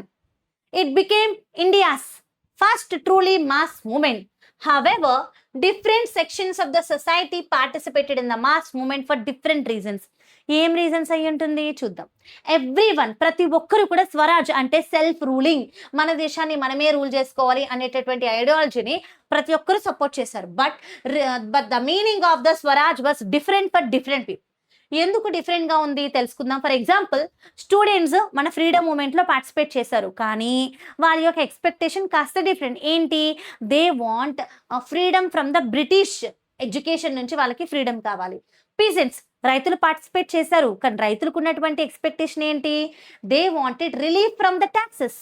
Tribal people కూడా పార్టిసిపేట్ చేశారు, కానీ ట్రైబల్ పీపుల్ అంటే కొండ జాతి ప్రజలు. అంటే మన ఇండియన్ కల్చర్ అనమాట, వాళ్ళు మన హెరిటేజ్ అనమాట. వందల సంవత్సరాల నుంచి అడవుల్లో కొండల్లో నివసించేటటువంటి మన గిరిజన ప్రజల్ని ట్రైబల్స్ అంటాం. మన ట్రైబల్స్కి అనాది నుంచి కొన్ని హక్కులు అనేవి ఉన్నాయి. వాళ్ళు నివసించే ఫారెస్ట్ మీద వాళ్ళకి పూర్తి అధికారం ఉంది. బికాస్ వాళ్ళు ఆ ఫారెస్ట్కి వాళ్ళు ద పీపుల్ ఆఫ్ ఫారెస్ట్ అనమాట. ఫారెస్ట్లో బ్రతుకుతారు, ఫారెస్ట్లో ఉన్నవి యూజ్ చేసుకుంటారు అండ్ ఫారెస్ట్ని ప్రొటెక్ట్ చేస్తారు. మరి అలాంటి ట్రైబల్ పీపుల్ దగ్గర నుంచి ఎన్నో హక్కుల్ని బ్రిటిషర్స్ హరించేశారు. ఆ హక్కులన్నిటి కోసం వాళ్ళు పోరాడుతున్నారు. అది వాళ్ళ యొక్క ఎక్స్పెక్టేషన్. వర్కర్స్ అంటే ఫ్యాక్టరీ వర్కర్స్ యొక్క ఎక్స్పెక్టేషన్ ఏంటి? మంచి వేజెస్ కావాలి, మంచి శాలరీ కావాలి, వర్కింగ్ కండిషన్స్ ఇంప్రూవ్ అవ్వాలి. So by this we can understand within the freedom movement there are so many different strands. That means different people or different section of the community have different expectations from the Swaraj anamata. Ee topic ardhamainda? Now let us try to understand the movement in the towns. Ante towns lo jariginatuvanti udyamam gurinchi telusukundamu. The movement first started in the towns and cities. Towns లో అంటే పట్టణ ప్రాంతాల్లో, నగరాల్లో మొదలైంది. మరి ఇక్కడ main గా participate చేసిన వాళ్ళు ఎవరు అంటే స్టూడెంట్స్, విద్యార్థులందరూ పార్టిసిపేట్ చేశారు. టీచర్స్ పార్టిసిపేట్ చేశారు, లాయర్స్ పార్టిసిపేట్ చేశారు, మర్చెంట్స్ వ్యాపారస్తులు పార్టిసిపేట్ చేశారు, ట్రేడర్స్ పార్టిసిపేట్ చేశారు, ఇంకా మిడిల్ క్లాస్ పీపుల్ కూడా పార్టిసిపేట్ చేశారు. అండ్ నెక్స్ట్ ఎడ్యుకేషనల్ బాయ్కాట్ అంటే thousands of students government schools అంటే బ్రిటిష్ యొక్క గవర్నమెంట్ స్కూల్స్ వదిలేశారు. బ్రిటిష్ రన్ చేసే కాలేజెస్ వదిలేసి చదవడం మానేసి బయటకు వచ్చేసారు.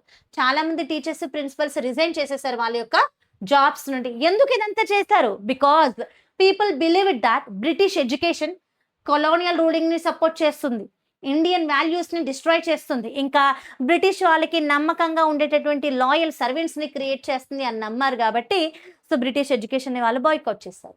And therefore national schools and colleges అనేవి ఎస్టాబ్లిష్ అయ్యాయి. అంటే మన Indian made schools and colleges అనేవి ఎస్టాబ్లిష్ అయ్యాయి. ఎగ్జాంపుల్, కాశీ విద్యాపీఠ్, గుజరాత్ విద్యాపీఠ్, జమియా మిలియా ఇస్లామియా, ఇవన్నీ కూడా మన ఇండియన్ ఇన్స్టిట్యూషన్స్ అన్నమాట. టాపిక్స్ బాగా అర్థమవుతుందా? ఇప్పటికీ మీకు ఇప్పటి వరకు విన్నటువంటి లెసన్ బాగా అర్థమయ్యే మంచిగా అనిపిస్తే తప్పకుండా లైక్ చేయండి. Do like the video and me 9th and 10th CBSE AP స్టూడెంట్స్కి షేర్ చేయండి. ఎస్పెషల్లీ ఇది ఏపీ ఛానల్, సిబిఎస్ఈ ఛానల్ కాబట్టి సిబిఎస్ఈ 9 and 10 స్టూడెంట్స్కి షేర్ చేయండి. ఈవెన్ ఏపీ స్టూడెంట్స్ కూడా ఈ లెసన్ చక్కగా చూడొచ్చు. And then you have to subscribe our channel. ఎందుకంటే వండర్ఫుల్ కంటెంట్ ఉంటుంది మన ఛానల్ నుంచి, మీరు మిస్ అవ్వద్దు కదా, మరి సబ్స్క్రైబ్ చేయండి. Now boycott of courts. Many famous lawyers అందరూ కూడా వాళ్ళ యొక్క ప్రాక్టీస్ వదిలేశారు. మీరు చేస్తారా? ఈ రోజుల్లో చూడండి, మన ప్రజెంట్ రూలింగ్ గవర్నమెంట్ వల్ల ఏదైనా సమస్య ఉంటే మనం అందరం ప్రొటెస్ట్ చేద్దాము, మీరు ఇలాంటి పదవులు వదిలేయండి అంటే వదిలేస్తారా? అందరూ సెల్ఫిష్ పీపుల్ అయిపోయారు ఈ రోజుల్లో. అప్పుడంటే మన ఇండియా కోసం, సమాజం కోసం ఎంతో మంది ఎన్నో రకాలుగా పోరాడారు, రైట్? ఇప్పుడు చాలా తక్కువ కదా. మెనీ ఫేమస్ లాయర్స్ అందరూ వాళ్ళ యొక్క లీగల్ ప్రాక్టీస్ వదిలేశారు. Examples: Chittaranjan Das, Motilal Nehru, Rajendra Prasad. They believe that British courts colonial interest ని మాత్రమే ప్రొటెక్ట్ చేసేది తప్ప మన ఇండియన్స్ కి ఎట్లాంటి న్యాయాన్ని కల్పించట్లేదు అని నమ్మారనమాట. నెక్స్ట్, ఎకనామిక్ బాయ్కాట్ అంటే ఏంటి? ఆర్థికంగా కూడా కొన్ని బాయ్కాట్లు అనేవి చేశారు. So economic impact of the movement was enormous. People foreign goods ని బాయ్కాట్ చేసాం. రోడ్ల మీద ఈవెన్ ఆడవాళ్ళు కూడా ఈ ఉద్యమాల్లో పార్టిసిపేట్ చేసి foreign machine made cheaper cloth ఏదైతే ఉంటుందో దాన్ని తగలబెట్టేసి మన ఇండియన్ మేడ్ ఖదీ కాటన్ బట్టల్ని ఎంకరేజ్ చేశారు. ఇంకా పికెటెడ్ లిక్కర్ షాప్. నన్ను పికెటెడ్ అంటే ఏంటి? ఇవన్నీ చాలా శాంతియుతంగా జరిగాయి. మద్యం షాపులు అంటే ఆల్కహాల్ షాప్స్ దగ్గరికి వెళ్ళి, మందు దుకాణాలు వెళ్ళి సైలెంట్గా అక్కడ నుంచుని మీరు ఈ బ్రిటిష్ మందు దుకాణాల్లో మందు తాగద్దు, లిక్కర్ తీసుకోవద్దని వెళ్ళే జనాలకు చెప్పడం అనమాట. దాన్ని పికెటింగ్ అంటారు, right? Next, what is picketing means? People stand outside the stop and request others not to buy certain goods. This was done peacefully. Boycott of foreign cloth. The import of foreign cloth fell drastically. Actually 102 crore ఉండేది వాళ్ళ import value. మన వాళ్ళు కొనడం ఆపేశారు కాబట్టి 57 crore కి పడిపోయింది. This was a major blow to British industry. Next, rise of khadi. మరి అక్కడివి వాడద్దు అన్నప్పుడు ఇక్కడివి సజెస్ట్ చేయాలి కదా, రైట్? అవునా కదా? మీ ఫ్రెండ్ వచ్చి ఈ రోజు నుంచి యానిమే చూడకరా అంటే యానిమే బదులు మరి ఇంకొకటి చెప్పరా అంటావు కదా. అలాగే ఇక్కడ కూడా when the people boycotted the foreign imported cloth, then we encouraged our Swadeshi cloth, that is a khadi cotton anamata. So people started encouraging wearing khadi cotton. Rise of khadi. Spinning cotton. Khadi became a symbol of nationalism. Self reliance అంటే మన మీద మనమే ఆధారపడి మన Indian goods ని వాడేటటువంటి విధంగా encourage చేశారు. Symbol of resistance against the British rule. Why did the movement slow down in cities? మరి సిటీస్ లో, నగరాల్లో ఈ ఉద్యమం ఎందుకు స్లో అయిపోయింది? Although the movement was successful, gradually ఈ ఉద్యమం వీక్ అయిపోతా వచ్చింది. రీజన్ 1, ఖదీ చాలా ఎక్స్పెన్సివ్ అయిపోయింది. Poor people could not afford the hand spun cloth. అంటే ప్రతి పేద మనిషి కూడా ఈ అంటే చేతితో నేర్చేటటువంటి క్లాత్స్ ఎఫర్ట్ చేసేటటువంటి ఎఫర్డబిలిటీలో లేడు, అంత జీతాలు రావట్లే వాళ్ళకి, రైట్? మెషిన్ మేడ్ క్లాత్ ఏమో చాలా చీపర్ రేట్లో వస్తుంది కాబట్టి దానికి వెళ్ళిపోతున్నారు. ఇంకా ల్యాక్ ఆఫ్ ఇండియన్ ఇన్స్టిట్యూషన్స్. ఈ నాన్ కోఆపరేషన్ మూవ్మెంట్ మొదలైన కొత్తలో చాలా మంది చాలా చక్కగా బ్రిటిష్ వాళ్ళ కాలేజెస్, స్కూల్స్ వదిలేసి వచ్చేసారు. కానీ ఎక్కువగా మనకు ఆల్టర్నేటివ్ చాయిసెస్ ఎక్కువ లేకపోవడం వల్ల ఏమైంది, they started going back to the institutions again. So ఇది కూడా మనకి అంటే ఈ పరంగా కూడా ఈ ఉద్యమం అనేది స్లో అయిపోయింది. British institutions were boycotted but sufficient alternatives did not exist. Therefore, students returned to school, lawyers returned to court. The urban movement gradually lost momentum. Urban areas లో జరుగుతున్న ఈ ప్రొటెస్ట్ నెమ్మదిగా తగ్గిపోయింది. Rebellion in the countryside. అంటే country side అంటే గ్రామీణ ప్రాంతాలు, పల్లెటూర్లలో రెబెలియన్ అంటే తిరుగుబాటుదారులు, అంటే ఫైటర్స్, కామ్రేడ్స్ ఉంటారు చూడండి. అంటే ప్రతి మూమెంట్ లో అందరూ పాల్గొంటూ కొంచెం ధైర్యంగా, కరేజియస్ గా ఉండే వాళ్ళు ఉంటారు, వాళ్ళని మనం రెబెలియన్ అంటాం, తిరుగుబాటు చేసేవాళ్ళు.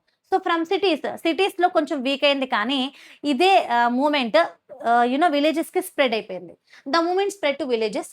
పీసెంట్స్, రైతులు, ట్రైబల్ కమ్యూనిటీస్ అందరూ కలిసి ఈ స్ట్రగుల్ ని ఇంకా మళ్ళా స్ట్రెంగ్తన్ చేశారు. Peasant moment in Awadh. Uttar Pradesh లోని అవధ్ అనే ప్రాంతంలో Baba Ramchandra is the leader నాన్న. He was originally a sanyasi. He worked in ఫిజీలో ఇండెంచర్డ్ లేబరర్ గా, అంటే బాండెడ్ లేబర్ గా పనిచేశాడనమాట. ఇతని యొక్క ఆధ్వర్యంలో ఉత్తరప్రదేశ్ లో అవధ్ మూమెంట్ అనేది, పీసెంట్ మూమెంట్ అనేది స్టార్ట్ అయింది, రైతుల యొక్క ఉద్యమం. ఈ ఉద్యమంలో ఏం రిప్రజెంట్ చేశారంటే ఆ ప్రాంతంలో పీసెంట్స్ అంటే ఫార్మర్స్ ఎదుర్కొనేటటువంటి ప్రాబ్లమ్స్ అన్ని ప్రెజెంట్ చేశారు. Like peasants high rents suffer అవుతున్నారు. ల్యాండ్ లార్డ్స్ అంటే భూస్వాములు ఈ చిన్న రైతుల దగ్గర నుంచి ఎక్కువ రెంట్ అడుగుతున్నారట. మరి చిన్న రైతుల దగ్గర వాళ్ళు సొంతంగా వ్యవసాయం చేసుకోవడానికి ల్యాండ్ ఉండదు, చాలా తక్కువ ఉంటది ల్యాండ్, లేదంటే ఉండదు. మరి వాళ్ళు ఏం చేస్తారు? పెద్ద రైతుల దగ్గర, ల్యాండ్ లార్డ్స్ దగ్గర ల్యాండ్‌ని రెంట్‌కి, కౌలుకి తీసుకొని వ్యవసాయం చేస్తారు. మరి వాళ్ళ రెంట్ ఏమో హై రేట్ ఆఫ్ రెంట్. ఒకవేళ వాళ్ళేమైనా లోన్ ఇస్తే హై రేట్ ఆఫ్ ఇంట్రెస్ట్ కలిపేసి వాళ్ళ దగ్గర బోలెడంత డబ్బులనేవి డిమాండ్ చేస్తారు. రైట్. ఇల్లీగల్‌గా టాక్సెస్ కలెక్ట్ చేస్తారు. Many extra taxes were imposed. And begar అంటే ఏంటంటే peasants were forced to work without payment. ఒక ట్రైబల్ విలేజ్ ఎగ్జాంపుల్‌గా తీసుకుందాము. బ్రిటిషర్స్ ట్రైబల్ ఏరియాస్‌లో, హిల్లీ ఏరియాస్ కాబట్టి చాలా రిసోర్సెస్ ఉంటాయి. అంటే మంచి మినరల్స్ ఉండొచ్చు, మంచి వుడ్, టింబర్ అదంతా కూడా అక్కడి నుంచి దోచుకెళ్ళిపోవాలంటే వాళ్ళకి ట్రాన్స్‌పోర్టేషన్ బావుండాలి కాబట్టి రోడ్లేస్తున్నారనుకుందాం. ఆ రోడ్లేయడానికి బ్రిటిష్ ప్రభుత్వం జీతాలిచ్చే వర్కర్స్‌ని ఎంప్లాయ్ చేయదు. ఆ ట్రైబల్ పీపుల్‌ని వచ్చి ఈ పని చేసేళ్ళండి. వాళ్ళకి డబ్బులివ్వరు, అన్నము పెట్టరు. దాన్ని బేగార్ అంటారనమాట. ఫ్రీగా, ఫోర్స్‌గా పని చేయించుకోవడం. ఇంత ప్రాబ్లమ్స్ ఫేస్ చేసేవారు. No security. టెనెంట్స్‌కి ఏ సెక్యూరిటీ ఉండదు. ఎప్పుడైనా వాళ్ళు నువ్వింకిక్కడ చేయొద్దు పని అంటే వాళ్ళు ఎళ్ళిపోవాల్సిందే అనమాట. ఇన్ని ప్రాబ్లమ్స్ ఫేస్ చేసేవారు. మీనింగ్ ఆఫ్ బేగార్ ఇది కూడా చాలా ఇంపార్టెంట్ టర్మ్ మనకి లెసన్‌లో. Forced labour without payment. ఎలాంటి డబ్బులు ఇవ్వకుండా ఫోర్స్‌గా పని చేయించుకునే విధానాన్ని బేగార్ అంటాం. This was one of the most hated practice. ఇది ఎవరికీ కూడా అస్సలు నచ్చేది కాదు. Next demands of the peasants. రైతులందరూ కలిసి చేసినటువంటి డిమాండ్స్ ఏంటి? The peasants demanded that reduction of the rent తగ్గించండి. ఈ బేగార్ వ్యవస్థ ఎండ్ చేసేయండి. అంటే ఎప్పుడంటే అప్పుడు మమ్మల్ని ఎవిక్ట్ చేసేస్తున్నారు ఈ ప్లేసెస్ నుంచి. దాని నుంచి మాకు ప్రొటెక్షన్ కల్పించండి. అండ్ ల్యాండ్ లార్డ్స్‌ని సొసైటీలో కంప్లీట్‌గా బాయ్‌కాట్ చేశారు. ఎలా బాయ్‌కాట్ చేశారు? నాయ్ దోబి బంద్ అని దానికొక పేరుంది నాన్న. చాలా ఇంట్రెస్టింగ్‌గా ఉంటది వినండి. విలేజర్స్ వాళ్ళ ఊర్లో ఉన్నటువంటి ఈ భూస్వాములు ఉన్నారు కదా! ల్యాండ్ లార్డ్స్ అంటే ఏమీ లేదు. వీళ్ళని మనం ఫూడల్ ల్యాండ్ అంటాం, ల్యాండ్ లార్డ్ అంటాం. అంటే జస్ట్ లైక్ సేమ్ జమీందారుల్లానా? జమీందారులుంటారు. అంటే ప్రతి పల్లెటూరులో ఒక పెద్ద రిచ్ పర్సన్ ఉంటాడు. పెద్ద జమీందారు. ఆ ఊర్లో వందల ఎకరాల కొద్దీ పొలాలు, ల్యాండ్‌లు అన్నీ తన బోలెడు ప్రాపర్టీ ఉంటాయి. వాళ్ళేం చేస్తారు? వాళ్ళు చెప్పిందే లెక్క, వాళ్ళు చెప్పిన మాటే నెగ్గుద్ది అనే టైప్‌లో ఉంటారు. ఫుల్‌గా డామినేట్ చేస్తారు. రైతుల్ని మొత్తం దోచుకుంటారు. ఫర్ ఎగ్జాంపుల్ వీళ్ళెట్లా మరి ఈ ల్యాండ్ లార్డ్స్‌కి వీళ్ళెలా సర్వీసెస్ స్టాప్ చేసేసారంటే, బార్బర్స్ ఏమో వాళ్ళ ఇంటికెళ్ళి వాళ్ళ హెయిర్ కట్ మేము మీ హెయిర్ కట్ చేయం. మీకు మా సర్వీసెస్ ప్రొవైడ్ చేయమని చెప్పేసి బార్బర్స్ వాళ్ళ సర్వీస్‌ని ఆపేశారు. అలాగే వాషర్‌మెన్ అంటే అదే మీకు తెలుసు కదా! ధోబి. వాళ్ళు కూడా బట్టలు ఉతకమని సర్వీసెస్ ఆపేశారు. ద సోషల్ బాయ్‌కాట్ వల్ల ఈ ల్యాండ్ లార్డ్స్ మీద ప్రెషర్ పడిందన్నమాట. ఔద్ కిసాన్ సభ అలాగే 1920 అక్టోబర్‌లో ఔద్ కిసాన్ సభ అనేది ఒకటి ఎస్టాబ్లిష్ అయింది. ఎవరు లీడర్స్ అంటే జవహర్‌లాల్ నెహ్రూ ఇంకా బాబా రామచంద్ర. అది ఎస్టాబ్లిష్ అయిన 1 మంత్‌లో మోర్ థాన్ 300 బ్రాంచెస్ అనేవి ఎస్టాబ్లిష్ అయ్యి ఆల్ ఓవర్ ఇండియా అన్నమాట. Right. So peasant interpretation of Swaraj. ఇందాక మీకు చెప్పాను కదా! స్వరాజ్ మూవ్‌మెంట్‌ని మన ఇండియన్ సొసైటీలో ఉన్న ఒక్కొక్కళ్ళు ఒక్కొక్క విధంగా అర్థం చేసుకుంటూ వచ్చారు. మరి అందులో భాగంగా రైతులు ఏ విధంగా దాన్ని ఇంటర్ప్రిట్ చేస్తూ వచ్చారు పీజెంట్స్ అని చూస్తే గనక, many peasants believed that Gandhi taxes అన్ని అబాలిష్ చేసేసాడు. ల్యాండ్ మళ్ళా మనకి రీడిస్ట్రిబ్యూట్ చేసేస్తారు అనుకున్నారు. జరిగిందదా? అసలు అదంతా జరగాలి అంటే ముందు మన ల్యాండ్ మన కంట్రోల్‌లోకి రావాలి కదా! Right. So this was not the official Congress programme. But peasants swaraj అంటే వాళ్ళ యొక్క ఓన్ హోప్స్, వాళ్ళ యొక్క ప్రాబ్లమ్స్ బట్టి, వాళ్ళ యొక్క ఎక్స్‌పెక్టేషన్స్ బట్టి ఇలాగా ఇంటర్ప్రెట్ చేసుకోవడం జరిగింది. Next violence in villages. ఈ మూవ్‌మెంట్ స్ప్రెడ్ అయ్యే కొద్దీ చాలా గ్రామీణ ప్రాంతాల్లో గొడవలు మొదలైపోయాయి. మార్కెట్స్ లూట్ అయిపోతున్నాయి. రైట్. ఈ ల్యాండ్ లార్డ్స్ యొక్క హౌసెస్ అటాక్ చేస్తున్నారు. వాళ్ళ థింగ్స్ అన్ని దోచేస్తున్నారు. వాళ్ళు ఎక్కడైతే గ్రెయిన్ స్టోర్ చేసుకుంటారో అవన్నీ కూడా సీజ్ చేసేసారు మన వాళ్ళు. కాంగ్రెస్ లీడర్స్ దీన్నసలు అప్రూవ్ జేయల. వయలెన్స్‌ని వాళ్ళసలు అప్రూవ్ జేయరు. అంటే ల్యాండ్ లార్డ్స్ చెడ్డవాళ్ళే. కానీ మనం వయలెన్స్ చేయాలనేది మన సిద్ధాంతంలో లేదు కదా! అలా జరిగాయన్నమాట. ఇప్పటి వరకు మనం మాట్లాడుకున్నది పీసెంట్ మూవ్‌మెంట్స్ గురించి మాట్లాడుకున్నాం. అలా జరిగింది. Now let us try to understand about tribal movement in Andhra Pradesh. మీలో చాలా మంది 'త్రిబుల్ ఆర్' మూవీ చూసే ఉంటారు. అందులో ఎన్టీఆర్ యొక్క రోల్ గుర్తే ఉండుంటుంది. Komaram Bhim. Right.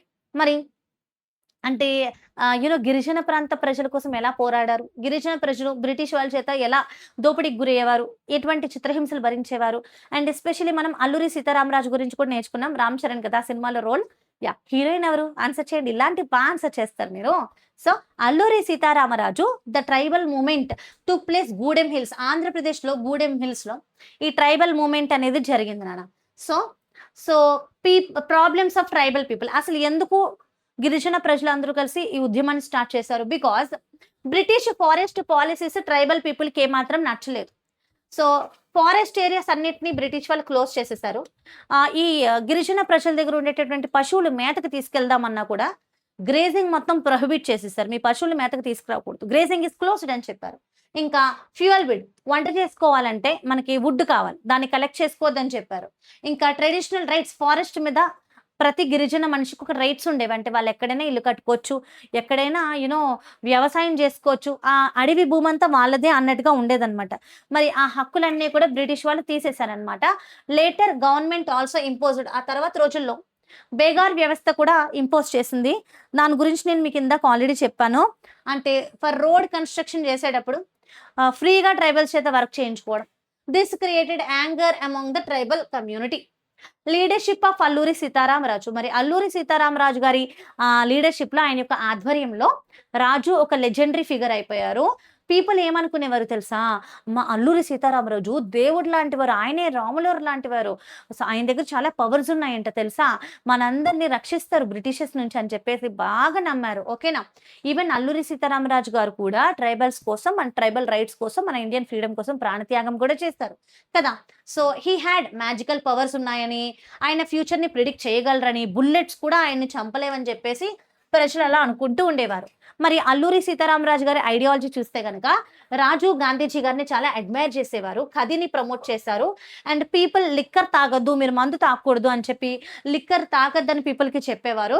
However unlike Gandhiji గారేమో కంప్లీట్లీ నాన్ వైలెన్స్ వద్దంటారు. బట్ అల్లూరి సీతారామరాజు ఏమో లేదు, సమ్ టైమ్స్ మనం వైలెన్స్ కి వెళ్తేనే పనులు జరుగుతాయని నమ్ముతారు.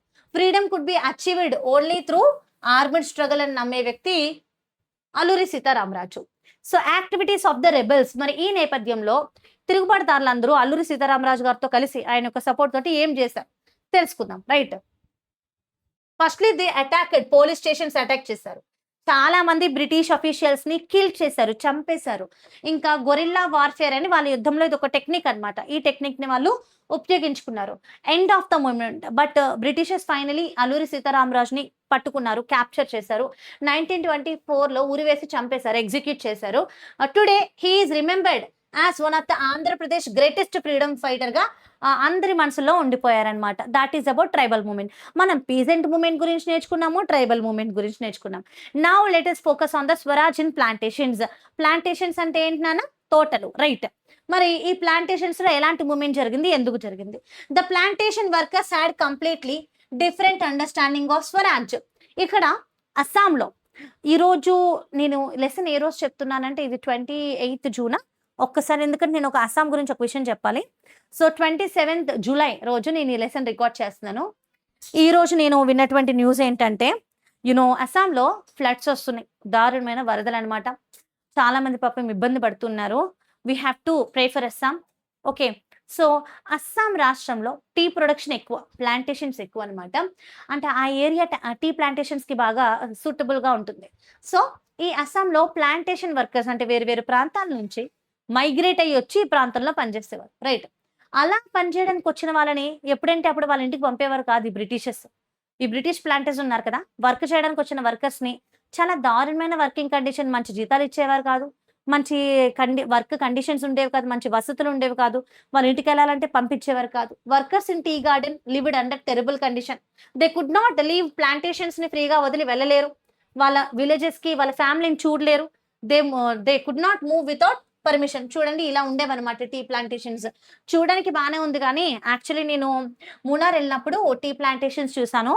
ఇప్పుడుకున్న ప్లాంటేషన్స్ కూడా 100 ఏళ్ల క్రితం బ్రిటిషర్స్ ఉన్నప్పుడు నాటినవట. అవి ఏంటంటే అవి కట్ చేసి మళ్ళీ అదే మొక్క చాన్నాలు రీగ్రో అవుతూ ఉంటది. అక్కడ చూడడానికి ఫొటోస్ లో వీడియోస్ లో ఎంత అందంగా ఉన్నప్పటికీ టీ ప్లాంటేషన్స్ లో వర్క్ చేస్తారు చూడండి, వాళ్ళు చాలా సఫర్ అవుతారు. జలగలు ఎక్కువ ఉంటాయి అనమాట అక్కడ. తెలుసా జలగలు ఏమంటారు ఇంగ్లీష్ లో? కామెంట్ చేయండి తెలిస్తే. రక్తాన్ని పీల్చేస్తాయి. రైట్. చాలా పురుగులు ఉంటాయి, ఇన్సెక్ట్స్ ఉంటాయి, చాలా హెవీ వర్క్ కండిషన్ లో వర్క్ చేయాల్సి ఉంటుంది అక్కడ. సో ఇన్లాండ్ ఇమిగ్రేషన్ యాక్ట్ అనేది 1859లో తీసుకురాబడింది. మరి ఈ చట్టం ప్రకారం workers could not leave the tea plantations. Permission లేకుండా వర్కర్స్ ఎవరు కూడా టీ ప్లాంటేషన్ ని వదిలి వెళ్ళలేరు. This practically made them prisoners. అంటే ఈక్వల్ టు ప్రిజన్స్. వాళ్ళు ఏమి వర్కర్స్ లా కాదు, ఖైదీలుగా ఉండేవారు అనమాట, ఒక బానిసల్లాగా ఉండేవారు. మీరందరూ KGF సినిమా చూసారు కదా, అందులో వాళ్ళ పరిస్థితి ఏంటి? ఏదో ఒక పెద్ద లోకంలో, అదేదో వేరే ప్రపంచంలా ఉంటది వాళ్ళకి వేరే బయట ప్రపంచమే ఉండదు. రైట్. ఇది కూడా సేమ్ అదే విధంగా ఉంటుంది. So why did swaraj mean to them? అసలు వాట్ డిడ్ అంటే ఈ ప్లాంటేషన్ వర్కర్స్కి వాళ్ళ ఎక్స్పెక్టేషన్ ప్రకారం స్వరాజ్ అంటే ఏంటి, ప్లాంటేషన్ వర్కర్స్కి ఏంటంటే freedom of moment, returning to their village. మనకి స్వరాజ్ వస్తే మనం మన ఇళ్ళకి వెళ్ళిపోవచ్చు, మన ల్యాండ్ మనం ఓన్ చేసుకోవచ్చు అని వాళ్ళు బిలీవ్ చేశారు, రైట్.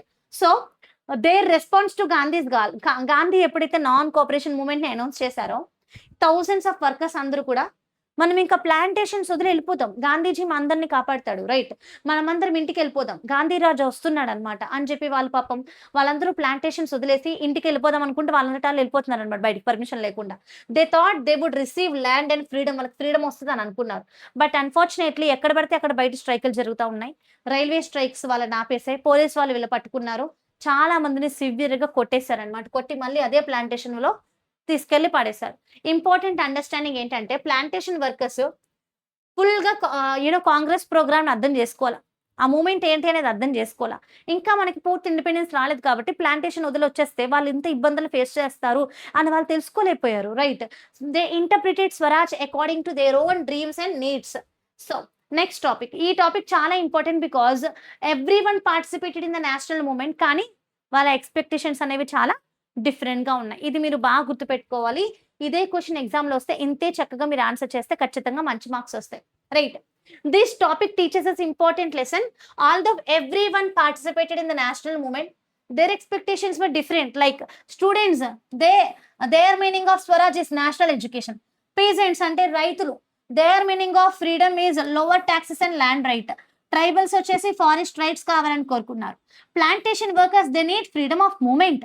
మర్చెంట్స్ అంటే ట్రేడర్స్, వ్యాపారస్తులు ఎకనామిక్ ఫ్రీడమ్ కావాలనుకున్నారు. This diversity made the national moment both. ఇది అంటే ఒక వైపుగా పవర్ఫుల్ అయింది మూమెంట్, బట్ ఇంకో వైపుగా చాలా కాంప్లికేట్ కూడా అయిపోయింది అనమాట. అండర్స్టూడ్? యా. క్విక్ రివిజన్, ఈ ఇయర్స్ గుర్తుపెట్టుకోండి. 1920లో ఔద్ కిసాన్ సభ అనేది ఫామ్ అయింది అండ్ 1921లో నాన్ కోఆపరేషన్ మూమెంట్ స్టార్ట్ అయ్యి స్ప్రెడ్ అయింది. 1922 Chaura Chauri incident, 1924 execution of Alluri Sitaramaraju. So అంటే ఈ నాన్ కోఆపరేషన్ మూమెంట్ లో భాగంగానే చౌరా చౌరీలో 22 పోలీస్ మెన్ చనిపోవడం, ఈ వైలెన్స్ వల్ల కూడా గాంధీజీ గారు ఈ మూమెంట్ ని ఆపేశారనమాట, right. Next concept, towards civil disobedience. Towards civil disobedience, obey అంటే ఏంటి, ఒకరు చెప్పిన విధంగా మనం నడుచుకోవడం, ఒకరు చెప్పిన మాటని వినడాన్ని ఒబే అంటారు, మరొకరు చెప్పిన మాటని వినకపోవడాన్ని డిస్ఒబే అంటాం, దాన్నే డిస్ఒబీడియన్స్ అనొచ్చు. సో టువర్డ్స్ డిస్ఒబీడియన్స్ అంటే మనం బ్రిటిషర్స్ యొక్క చట్టాలని ఫాలో అవ్వకపోవడం, వాళ్ళ మాట వినకపోవడం, రైట్. సో ఇంట్రొడక్షన్ చూద్దాము. ద నాన్ కోఆపరేషన్ మూమెంట్ ఎప్పుడు ఎండ్ అయింది, ఇది important. The non cooperation moment ended in 1922 after the Chauri Chaura incident. Many people felt and disappointed. However the struggle freedom did not stop. అంటే అరే ఏంటి ఇంత వైలెన్స్ అయిపోయింది, అరే గాంధీజీ గారు నాన్ కోఆపరేషన్ మూమెంట్ ఆపేశారు, ఎలాగా మన ఫ్రీడమ్ ఎప్పుడు వస్తుంది అని డిసప్పాయింట్ అయిపోయారు.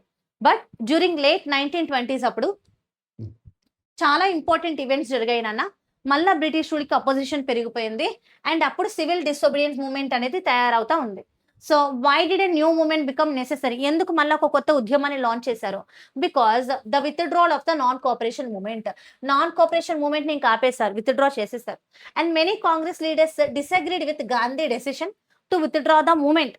Some leaders wanted to continue the mass struggle, others wanted to enter legislative council and fight the British from inside. కొంతమంది ఏమో ఎందుకని మీరు ఈ ఉద్యమాన్ని ఆపేశారు, ఈ ఉద్యమాన్ని కంటిన్యూ చేద్దాము, ఈ మాస్ స్ట్రగుల్ వల్ల మనకి మంచి ఫలితాలు వస్తాయని కొంతమంది అనుకున్నారు. మరి with in the Congress party కొంతమంది ఏమనుకున్నారు, మనం ఎంతో కష్టపడితే మనకి పొలిటికల్ పవర్ వచ్చింది, ఈ పొలిటికల్ పవర్ మన చేతిలో ఉంటే గవర్నమెంట్ ని ఇన్సైడ్ నుంచి మనం ఓడించగలము, మరి నాన్ కోఆపరేషన్ మూవ్మెంట్ లో భాగంగా మనం ఈ పొలిటికల్ పవర్ ని వదిలేసాం అనుకోండి కష్టం అవుతుంది అని కొంతమంది అభిప్రాయపడ్డారు, right. And then formation of Swaraj Party. So leaders Chittaranjan Das, Motilal Nehru కలిసి స్వరాజ్ పార్టీ అనేది స్టార్ట్ చేశారు. బికాస్ గాంధీజీ గారి మాట నచ్చలేదు కదా, లైక్ పొలిటికల్ పవర్ వదిలేస్తే దానివల్ల ఇబ్బందులు ఎదురవుతాయి అని నమ్మారు కాబట్టి వాళ్ళు కౌన్సిల్స్ లోకి ఎంటర్ అవ్వచ్చు అని బిలీవ్ చేసి పార్టీ స్టార్ట్ చేశారు. బ్రిటిష్ పాలసీస్ ని అపోజ్ చేసి వాళ్ళ వీక్నెస్ ని ఎక్స్పోజ్ చేయొచ్చు అని అనుకున్నారు. Radical leaders. So actually radical అంటే ఏంటి, మన ఇండియన్ నేషనల్ లీడర్స్ లో 2 types ఉంటారు, లైక్ రాడికల్స్ అండ్ మోడరేట్స్ అన్నమాట. మోడరేట్స్ అంటే కొంచెం గాంధీజీ గారిలాగా నెమ్మదిగా, మెత్తగా, నాన్ వైలెంట్ పద్ధతిలో ఆలోచించడం. రాడికల్స్ అంటే మన జవహర్లాల్ నెహ్రూ, సుభాష్ చంద్రబోస్ గారిలాగా కొంచెం ఫాస్ట్‌గా, వైలెన్స్ పూర్వకంగా భగత్ సింగ్ గారు వీళ్ళేంటంటే, మనం కూడా కత్తి చేత పడితేనే పనులవుతాయి. వైలెన్స్ చేస్తేనే బ్రిటిష్ వాళ్ళు వింటారు అని నమ్ముతారనమాట. ఇద్దరిని మనం తప్పు పట్టలేం. ఓకేనా? Because both are from both sides both are good. Right. Young leaders like Jawaharlal Nehru, Subhash Chandrabose more mass movements జరగాలి. మనకి కంప్లీట్ ఇండిపెండెన్స్ రావాలని కోరుకున్నారు. రైట్. సో వరల్డ్ వైడ్ గా ఎకనామిక్ డిప్రెషన్, ఇది కూడా one of the most important time. ఇలాంటి టైం పీరియడ్ లో 1929 లో మనకి గ్రేట్ డిప్రెషన్ అనేది ఒకటి జరిగింది. Great depression. ఈ గ్రేట్ డిప్రెషన్ ని మనం ఎకనామిక్ క్రైసిస్ అని కూడా అంటాం. వరల్డ్ వైడ్ గా ఎన్నో ప్రపంచ దేశాల్లో ఎకనామిక్ క్రైసిస్ వచ్చేసింది. ఎకనామిక్ ప్రాబ్లం వచ్చేసింది. మనకి న్యూయార్క్ లో స్టాక్ మార్కెట్ క్రాష్ తో ట్రిగర్ అయినటువంటి ఈ ఎకనామిక్ డిప్రెషన్ అనేది మన ఇండియాను కూడా ఎఫెక్ట్ చేసింది. అగ్రికల్చరల్ ప్రైసెస్ అన్ని కొలాప్స్ అయిపోయి పడిపోయాయి. ఫార్మర్స్ వాళ్ళ పంటలు అమ్ముకోలేని పరిస్థితి. అమ్ముకున్నా లాభాలు రావు. They could not earn profit. Taxes pay చేయలేరు. Country side became full of anger and unrest. గ్రామీణ ప్రాంతాల్లో చాలా కోపము, బాధ, అసలు శాంతి అనేది లేకుండా గొడవలతో అయిపోయింది. ఈ టైం పీరియడ్ లోనే 1928లో సైమన్ కమిషన్ అని ఒకటి బ్రిటిష్ పంపించారు. British cent the Simon commission to India. ఎందుకు? మన కాన్స్టిట్యూషన్ ని ఎగ్జామిన్ చేసి కొన్ని చేంజెస్ ని సజెస్ట్ చేయడానికి పంపించారు. బట్ ఇండియన్స్ ఈ సైమన్ కమిషన్ ఒప్పుకోలే. ఎందుకంటే ఈ సైమన్ కమిషన్ లో ఒక్క ఇండియన్ మెంబర్ కూడా లేరు. అందరూ బ్రిటిషెస్ ఉన్నారు. సో మన ఇండియన్స్ అందరూ కూడా సైమన్ గో బ్యాక్ అని చెప్పి ప్రొటెస్ట్ చేశారనమాట. Next, death of Lala Lajpat Rai. మరి ఈ టైం పీరియడ్ లో he was severely beaten by police. ఈ ప్రొటెస్ట్ లో భాగంగా ఈ యాంటీ సైమన్ ప్రొటెస్ట్ చేసేటప్పుడు లాలా లజపత్ రాయ్ గారు పోలీసు వాళ్ళని వాళ్ళు గట్టిగా కొట్టడం తోటి సో లాలా లజపత్ రాయ్ గారు ఎన్నో ఇంజ్యూరీస్ గురై చనిపోవడం జరిగింది. ఈ డెత్ వల్ల మన ఇండియాలో ఫుల్ గా ప్రొటెస్ట్ అనేది మళ్ళా స్టార్ట్ అయ్యాయి. మాకు పూర్ణ స్వరాజ్ కావాలి, కంప్లీట్ ఇండిపెండెన్స్ కావాలని చెప్పేసి డిసెంబర్ 1921లో Lahore session of the Indian National Congress adopted the demands. Purna Swaraj కోసం, కంప్లీట్ ఇండిపెండెన్స్ కోసం కొన్ని డిమాండ్స్ అడాప్ట్ చేసుకున్నారు. లైక్ వాళ్ళు ఏం చేస్తారంటే, ఇంకా వీళ్ళు మన మాట వినేలా లేరు. మనం మన ప్రొటెస్ట్ ని ఇంకా స్ట్రెంథన్ చేయాలి, ఇంకా చాలా అగ్రెసివ్ గా వెళ్ళాలి. సో అసలు వీళ్ళు ఇండిపెండెన్స్ డేని డిక్లేర్ చేయడం కాదు, మనమే ఒక డెడ్ లైన్ పెట్టేద్దాము. సో కాంగ్రెస్ 26 జనవరి 1930ని ఇండిపెండెన్స్ డేగా డిక్లేర్ చేసేసింది. మీ అందరికీ తెలుసు మనకి ఇండిపెండెన్స్ అనేది 1947 15th ఆగస్టులో వచ్చింది కదా. 15th ఆగస్టులో వచ్చింది. బట్ వీళ్ళు ఇప్పటికే తెచ్చుకోవాలని చాలా కష్టపడ్డారు. బట్ ఆ రోజున అది రాలేదు. కానీ ఎగ్జాక్ట్లీ 26 జనవరి 1950లో మనకి కాన్స్టిట్యూషన్ అయితే అమల్లోకి వచ్చింది. హవెవర్ మనకి ఆ నెల, ఆ రోజు గుర్తుండిపోయింది చరిత్రలో. As an independence they have decided to celebrate that day. They started this struggle. People took an oath to fight for complete freedom. This date later became important because our constitution came into effect on 26 January 1950. మరి మన constitution adapt అయిన date ఏంటో తెలిస్తే comment section లో ఖచ్చితంగా రాయండి. Next, the salt march and civil disobedience moment. Salt march అంటే ఏంటి, సివిల్ డిసొబీడియన్స్ మూమెంట్ అంటే ఏంటి, గాంధీజీ గారు సాల్ట్ నే ఎందుకు ఎంచుకున్నారు తెలుసుకుందామా. So according to Gandhiji, salt was used by rich and poor. అంటే ప్రతి పేదవాడు, ప్రతి రిచ్, అంటే మన సమాజంలో ఉన్న ప్రతి ఒక్కరు సాల్ట్ ని ప్రతిరోజు యూజ్ చేసేటటువంటి essential commodity. So it is essential for daily life. The British government salt మీద ట్యాక్స్ ఇంపోజ్ చేసింది, సాల్ట్ ప్రొడక్షన్ ని కంట్రోల్ చేస్తుంది. సో గాంధీజీ గారు వీళ్ళ అప్రెసివ్ నేచర్ ని, బ్రిటిషర్స్ యొక్క అప్రెసివ్ నేచర్ ని సాల్ట్ తో సింబలైజ్ చేసుకున్నారు. సో ఈ ప్రొటెస్ట్ లో భాగంగా, సాల్ట్ మార్చ్ లో భాగంగా ముందుగా ఆయన 11 డిమాండ్స్ ని రాస్తూ ఒక లెటర్ ని లార్డ్ ఐరన్ కి సెండ్ చేశారు. On 31st January 1930 Gandhi wrote a letter to viceroy. ఆ లెటర్ లో 11 డిమాండ్స్ రాశారు. When the government ignored them, Gandhi announced a new movement. ఏంటది నాన్న? Salt March. So salt March లో భాగంగా 12th March 1930లో సాల్ట్ మార్చ్ అనేది స్టార్ట్ అయింది. శబర్మతి ఆశ్రమం నుంచి స్టార్ట్ అయ్యి దండికి వెళ్ళాలి అనేది వాళ్ళ యొక్క ఆలోచన. దండి అనేది గుజరాత్ లో ఒక సీషోర్. మీ అందరికీ తెలుసు, ఉప్పు అనేది సముద్ర తీర ప్రాంతంలో ఉప్పు నీటితో తయారు చేస్తారు. సముద్ర నీటితో సాల్ట్ అనేది తయారు చేస్తాం. సో బ్రిటిష్ వాళ్ళు సాల్ట్ మీద ఎక్కువ ట్యాక్స్ కలెక్ట్ చేస్తున్నారు, ఎక్కువ ప్రైస్ అమ్ముతున్నారు.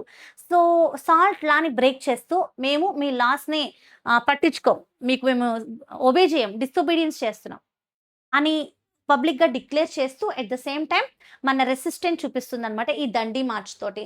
సో 78 ఫాలోవర్స్ తోటి శబర్మతి ఆశ్రమం నుండి దండి వరకు నడుచుకుంటూ కాలినడకన వెళ్ళి about 240 miles, 390 kilometres is not joke, right?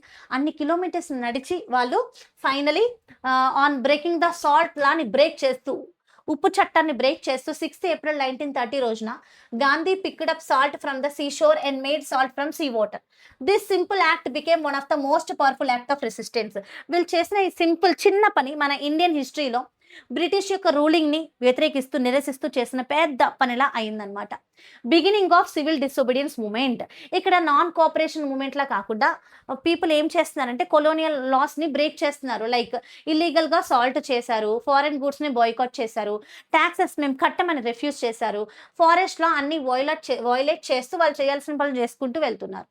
Government repression. మరి ఈ భాగంలో ఇవన్నీ చేస్తున్నప్పుడు గవర్నమెంట్ చూస్తూ కూర్చోదు కదా, అంటే బ్రిటిష్ గవర్నమెంట్ కూడా ఇది చూడండి, ఎవ్రీ ఐ మీన్ గుర్తు రావట్లేదు చూడండి, everything has equal and opposite reaction అంటారు చూడండి. అంటే ఏదైనా ఒక రియాక్షన్ అయినప్పుడు దానికి ఈక్వల్ ఆర్ ఆపోజిట్ రియాక్షన్ వస్తుంది మళ్ళీ. అలాగే ఇక్కడ ఏం జరిగింది, the British arrested Congress leader, volunteer, protesters, వీళ్ళందరినీ అరెస్ట్ చేశారు. మొత్తానికి 1 lakh people were arrested, women, children, వాళ్ళని కూడా కొట్టారు బ్రిటిష్ ఆఫీసర్స్ అనమాట. So arrest of Abdul Gafar Khan, ఇతను కూడా ప్రొటెస్టర్ అనమాట. ఎస్పెషల్లీ అప్పుడు పాకిస్తాన్ కూడా ఇండియాలో భాగంగా ఉండేది కదా. పేషవర్ అనే ప్రాంతంలో పెద్ద ప్రొటెస్ట్ చేస్తున్నందుకు అబ్దుల్ గఫర్ ఖాన్ ని అరెస్ట్ చేశారు. అలాగే చాలా మంది ప్రొటెస్టర్స్ ని చంపేశారు కూడా అనమాట. మరి గాంధీ ఐర్విన్ ప్యాక్ట్ 1931 అని అంటే ఏంటో చూద్దాము. సో మరి ఈ మూమెంట్ చాలా వైలెంట్ గా అయిపోయి మన ఇండియన్స్ చనిపోతున్నారు కాబట్టి గాంధీజీ గారు ఈ ఉద్యమాన్ని ఆపేశారు, సస్పెండ్ చేశారు. And round table conference attend అయ్యారు. గవర్నమెంట్ ఏం చేసిందంటే 1,00,000 మందిని అరెస్ట్ చేశారు కదా దాదాపు. ఆ పొలిటికల్ ప్రిజనర్స్ అందరినీ వదిలేస్తాం, రిలీజ్ చేస్తామని చెప్పి అగ్రి చేసింది. సెకండ్ రౌండ్ టేబుల్ కాన్ఫరెన్స్ లో కూడా గాంధీజీ గారు అటెండ్ అయ్యారు. అది లండన్ లో జరిగింది. No agreement was reached. Gandhi disappointment తో వచ్చేసాడు, వాళ్ళు దేనికి ఒప్పుకోలే మన డిమాండ్స్ కి. The moment was restarted. మళ్ళీ 1932లో సాల్ట్ మార్చ్ రీస్టార్ట్ అయింది. బట్ గ్రాడ్యువలీ 1934 కల్లా మొమెంటం కోల్పోయింది అనమాట, దాని యొక్క పవర్ కోల్పోయింది. How participants are the moment. మరి ఈ ఉద్యమంలో పాల్గొన్నటువంటి పార్టిసిపేట్స్ అందరూ కూడా ఈ మూమెంట్ ని ఎలా చూస్తున్నారు తెలుసుకుందాము. Different groups participated for different reasons నాన్న. రిచ్ పెజెంట్స్ అంటే బాగా డబ్బున్నటువంటి ధనిక రైతులు ఎవరైతే ఉన్నారో, లైక్ గుజరాత్ కి చెందిన పార్టీడర్స్, ఉత్తరప్రదేశ్ కి చెందిన జడ్స్, వీళ్ళందరూ కూడా ద రిచ్ పెజెంట్స్ అనమాట. Okay, what they are suffering? They are suffering crop failure, right? అంటే చాలా దారుణంగా ఇండియాలో క్రాప్ ఫెయిల్ అయ్యి ఎన్నో నష్టాలని చూడాల్సి వస్తుంది కాబట్టి దానికి వ్యతిరేకంగా వాళ్ళు మన ఈ ఉద్యమాలకి సపోర్ట్ చేస్తూ వచ్చారు, right? Next they wanted reduction in land revenue. Land రెవెన్యూలో కూడా రిడక్షన్స్ చేయమని డిమాండ్ చేస్తూ వచ్చారు. దీనివల్ల they became strong supporters of the movement. ఈ మూమెంట్ కి రిచ్ పీసన్స్ యొక్క సపోర్ట్ దక్కింది. యాక్చువల్లీ మన ఇండియన్ కాంగ్రెస్ లీడర్స్ కి వాళ్ళు చేస్తున్నటువంటి ఉద్యమాల్లో ఇలాంటి కొంచెం పలుకుబడినటువంటి పెద్ద రైతులు, ఇండస్ట్రియలిస్టులు సపోర్ట్లు వస్తే మనకి ఇంకొంచెం బెనిఫిట్ అనమాట. Next, however when the revenue demands were not reduced, చాలా మంది డిసప్పాయింట్ అయిపోయారు. అంటే డిమాండ్ అనేది చేశారు, మూవ్మెంట్ అనేది చేపట్టారు, బట్ దానికి మనకి మంచి రిజల్ట్ అనేది రాలేదు. అండ్ నెక్స్ట్ కూడా ఇంపార్టెంట్ పాయింటే పూర్ పిజెంట్స్. మరి డబ్బు లేనటువంటి పేద రైతులు, టెనెంట్స్ అందరూ కూడా కొన్ని రకాల వాళ్ళ ఆవేదనని వ్యక్తం చేస్తూ వచ్చారు. అన్పెయిడ్ రెంట్ అంటే వాళ్ళు ఏదైతే రెంట్ కట్టలేకపోతున్నారో ల్యాండ్ లార్డ్స్కి, దాన్ని క్యాన్సిల్ చేయమని, ఇంకా ఈ ల్యాండ్ లార్డ్స్ నుంచి కాస్త రిలీఫ్ కావాలి అని కాంగ్రెస్ లీడర్స్ ఫుల్గా ఈ పూర్ పేషెంట్స్ని సపోర్ట్ చేయలేకపోయారు.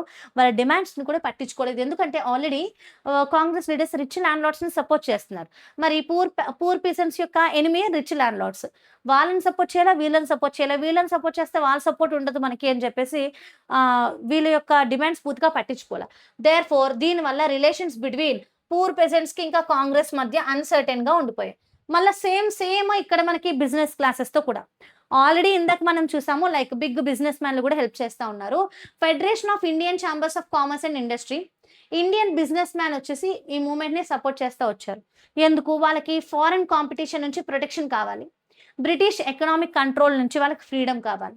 ఇంపార్టెంట్ ఇండస్ట్రియల్స్ చూసుకుంటే లైక్ ఘనశ్యామ్ దాస్ బిర్లా, పురుషోత్తం దాస్ ఠాకూర్ దాస్, వీళ్ళు సపోర్ట్ చేస్తూ వచ్చారు. ఇక్కడ కూడా ఏమైంది, ఇండస్ట్రియల్ ఓనర్స్ సపోర్ట్ చేస్తున్నారు, వర్కర్స్ సపోర్ట్ చేస్తున్నారు. వర్కర్స్ కొన్ని డిమాండ్ చేస్తారు. ఏం డిమాండ్ చేస్తున్నారు? Workers participated only in some area.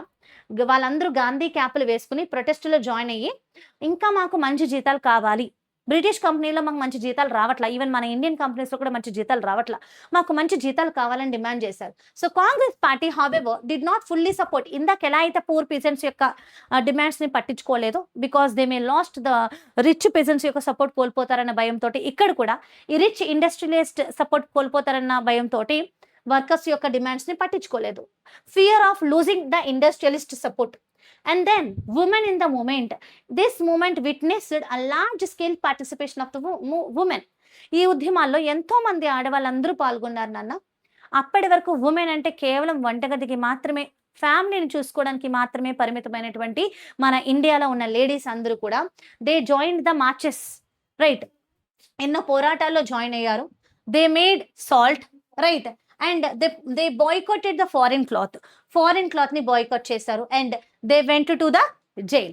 Next, for many women this was the first time they participated in the public life.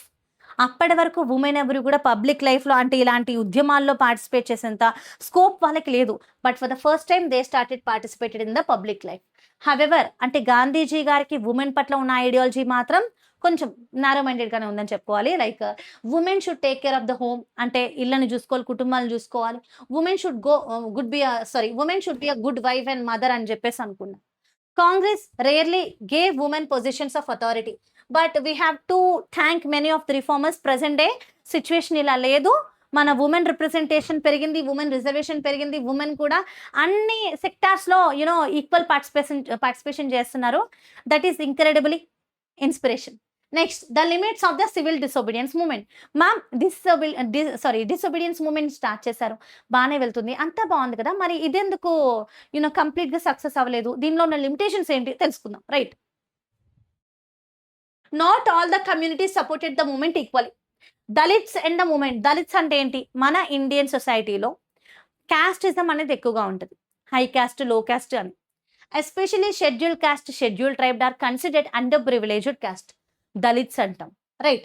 So doctor BR Ambedkar, Dalits felt that Congress minority problem పట్టించుకోవట్లా అని చెప్పేసి వాళ్ళు అభిప్రాయపడ్డారు. So Dalits అందరూ ఏం demand చేశారంటే, మాకు separate electorate కావాలి, మా నుంచి నామినేట్ అయినటువంటి వ్యక్తులకి మేము మాత్రమే ఓటు వేసేటటువంటి సెపరేట్ ఎలక్టరేట్ కావాలని కోరుకున్నారు. రిజర్వ్డ్ సీట్స్ కావాలి, పొలిటికల్ రిప్రజెంటేషన్ కావాలని కోరారు. బట్ గాంధీ గారి వ్యూ ఏంటంటే, గాంధీ దళితులను యాక్చువల్లీ హరిజనులు అన్నారు, children of God. He fought against untouchability, అంటరానితనానికి వ్యతిరేకంగా పోరాడారు. దళితులను ఒకప్పుడు గుడిలోకి రానిచ్చేవారు కాదు, అన్టచబుల్స్, మీరు అంటరాని వాళ్ళు, మిమ్మల్ని ముట్టుకుంటే మైలు వస్తుంది, మీరు మా గుడిలోకి రావద్దు, మా చెరువులో నీళ్ళు తాగొద్దు, దూరంగా ఉండండి, మా బడిలో చదవద్దు, గుడిలో రావద్దు, మాతో పాటు తిరగద్దు, చాలా ఉండేవి. పెద్ద కాన్సెప్టే, మీలో చాలా మందికి తెలిసే ఉంటుంది, రైట్. సో మరి గాంధీజీ గారు అన్టచబిలిటీకి కంప్లీట్లీ అపోజ్ చాలా ఫైట్ చేశారు.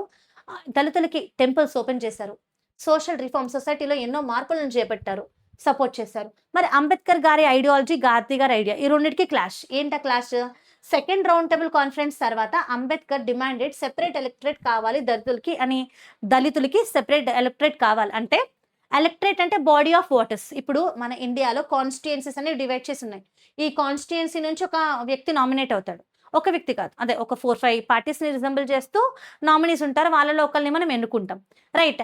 అయితే దళితుల నుంచి ఒక ఈ ఏరియాకి ఎస్పెషలీ దళిత్స్ నుంచే నామినేట్ ఉండాలి, క్యాండిడేట్ ఉండాలి అని దాన్ని రిజర్వేషన్ అంటాం.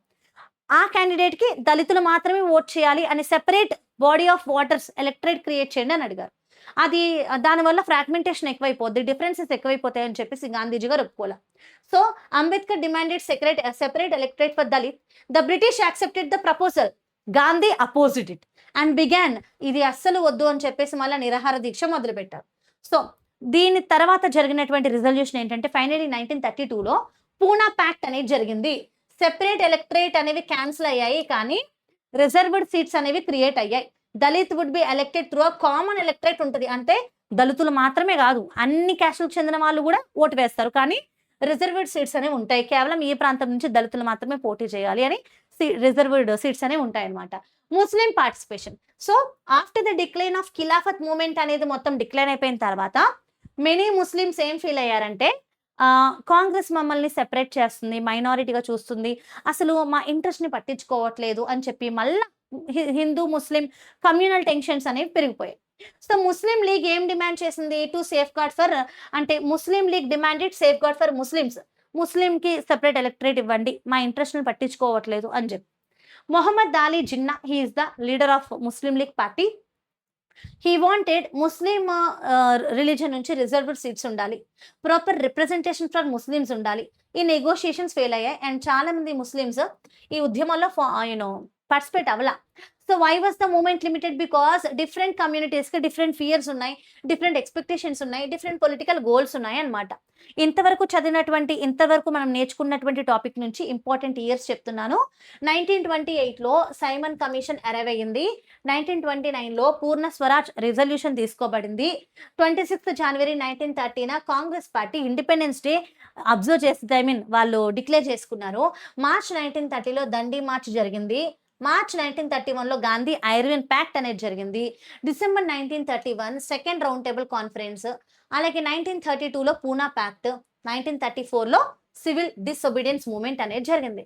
Now the last topic of the lesson. ఇప్పటి వరకు మనం ఈ లెసన్లో ఎన్నో ఇంపార్టెంట్ ఈవెంట్స్, ఎన్నో ఇంపార్టెంట్ మూమెంట్స్ గురించి నేర్చుకున్నాము. Now let us understand about the sense of collective belonging అంటే ఏంటి. రైట్, ఇంట్రొడక్షన్ చూద్దాము. Nationalism does not develop only through the political moment. మీరేమనుకుంటున్నారు, మన ఇండియాలో జాతీయోద్యమం అనేది కేవలం రాజకీయ పరంగా, రాజకీయ నిరసనలు, ఉద్యమాల పరంగా మాత్రమే జరిగింది అనుకుంటున్నారా? అస్సలు కాదు. It also developed through the cultural and emotional movement also. For the people to feel that they belong to one nation, they must share. అంటే మేమందరం ఒకటే దేశానికి చెందిన వాళ్ళము అనేటటువంటి ఫీలింగ్ రావాలి అంటే కామన్ సింబల్స్ ఉండాలి, కామన్ మెమరీస్ ఉండాలి, common culture, common history, common emotions అనేవి ఉండాలి. Okay, so in that way the feeling that we are all Indians is called, దీన్నే మనం సెన్స్ ఆఫ్ కలెక్టివ్ బిలాంగింగ్ అంటాం. నేషనలిస్ట్ లీడర్స్ మన కల్చర్ని, లిటరేచర్ని, songs, symbols, flags and history to create this feeling among the people. అంటే మన దేశ ప్రజల్లో మేమందరం ఇండియన్స్, మేమందరం ఒక దేశానికి చెందిన వారం అనేటటువంటి భావన కలిగజేయడానికి, నేషనలిస్టిక్ ఫీలింగ్ గ్రో చేయడానికి ఇవన్నీ యూజ్ చేస్తారనమాట. ఓకేనా? సో లైక్ కల్చర్ అంటే మన ఇండియన్ కల్చర్, ఇంకా మన భారతదేశాన్ని భరతమాత అనే ఫీమేల్ అలిగరీ తోటి ఎలాగైతే ఫ్రాన్స్కి మరి అనే జర్మనీకి జర్మనీ, అలా మన ఇండియాకి, మన భారతదేశానికి భారతమాత. అండ్ మన లిటరేచర్ యూజ్ చేసాము, మనకి Vande Mataram, Janaganamana, Saare Jahan Se Achha, and then national symbols introduce చేశారు. ఇంకా 3 రంగుల జెండా.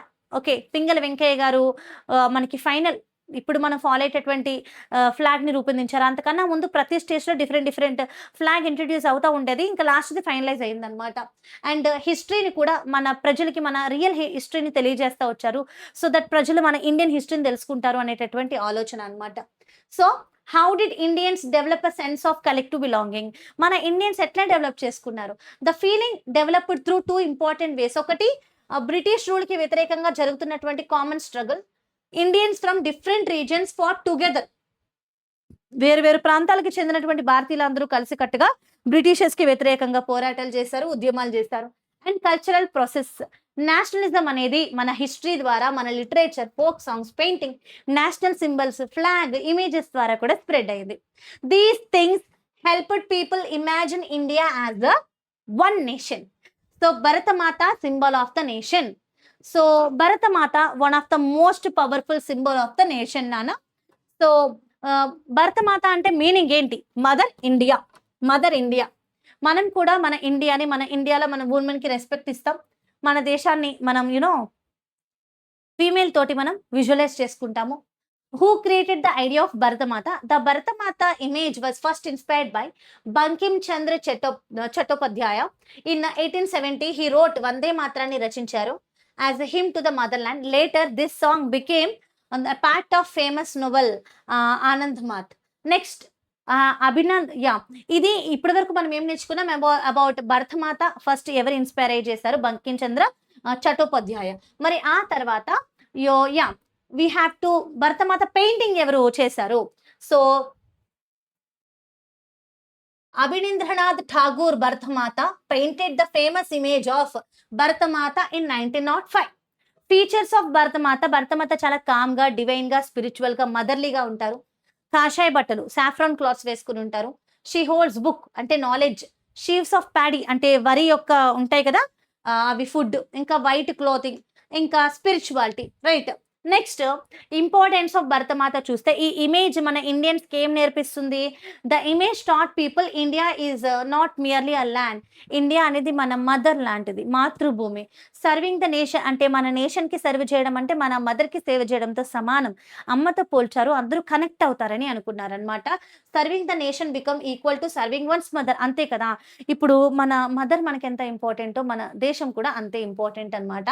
This created strong emotional attachment towards the freedom movement. దీనివల్ల ఫ్రీడమ్ మూమెంట్కి ఇంకా మంచి ఎమోషనల్ అటాచ్మెంట్ అనేది పెరిగింది. వందే మాత్రం అంటే ఏంటి అంటే ఐ బో ది మదర్ అంటే నేను నేల తల్లికి నమస్కరిస్తున్నాను. It become one of the most powerful patriotic song of the freedom movement. This song thousands of freedom fighters inspire చేసింది.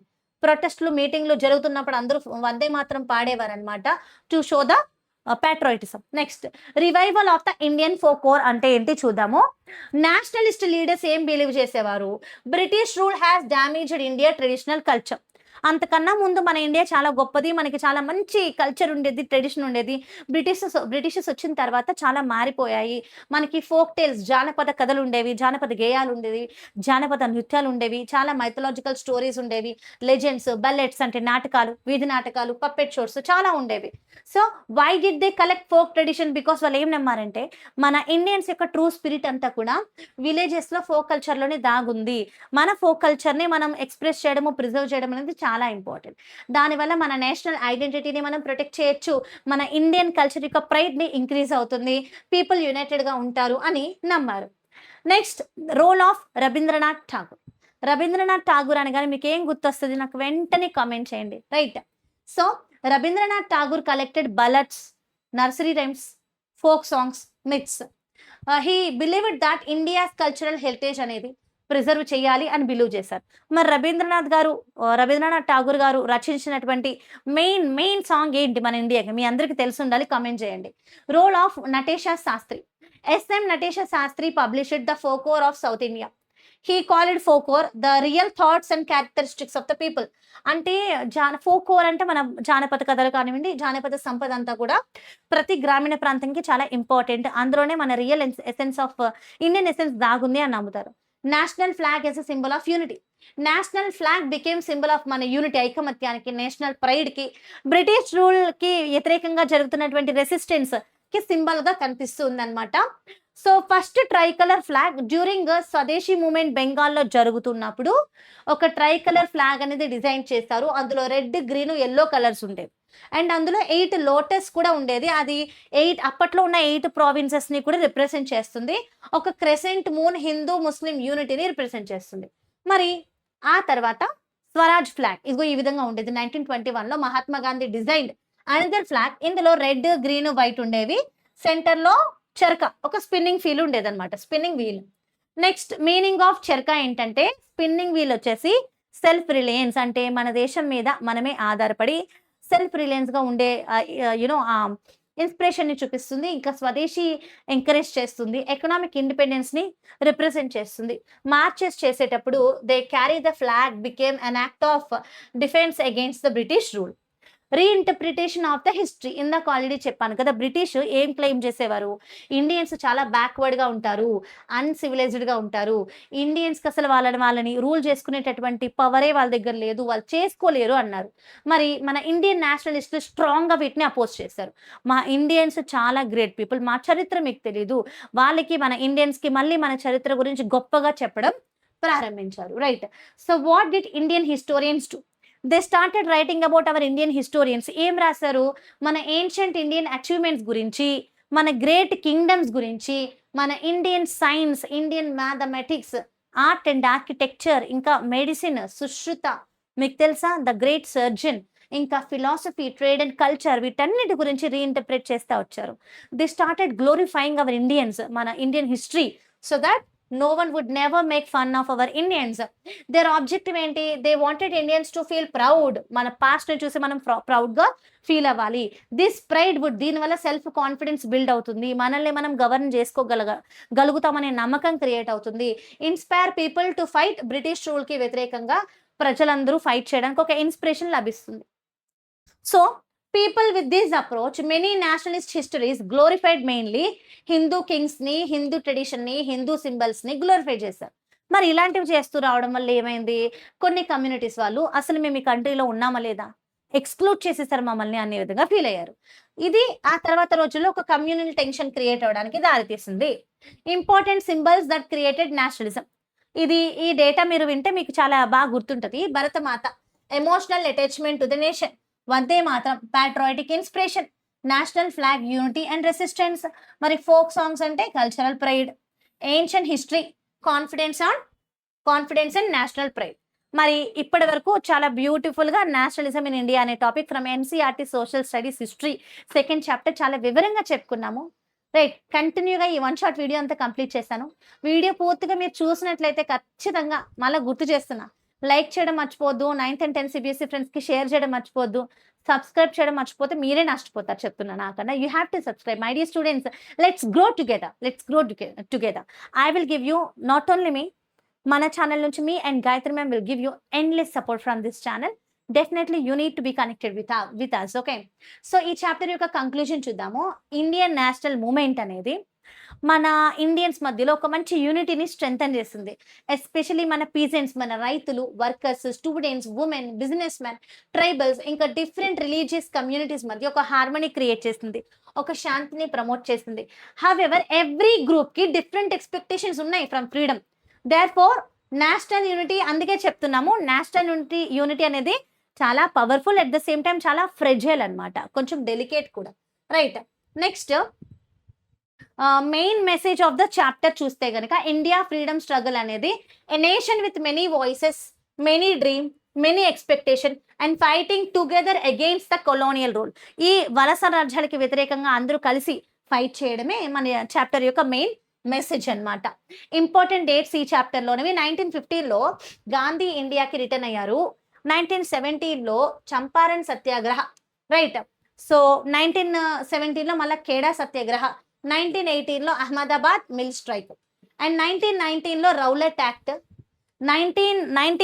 13th April Jallian Walabagh massacre.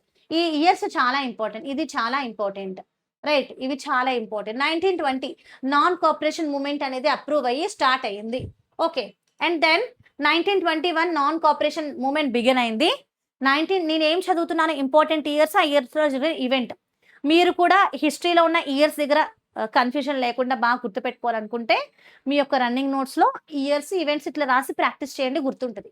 1922 Chauri Chaura incident.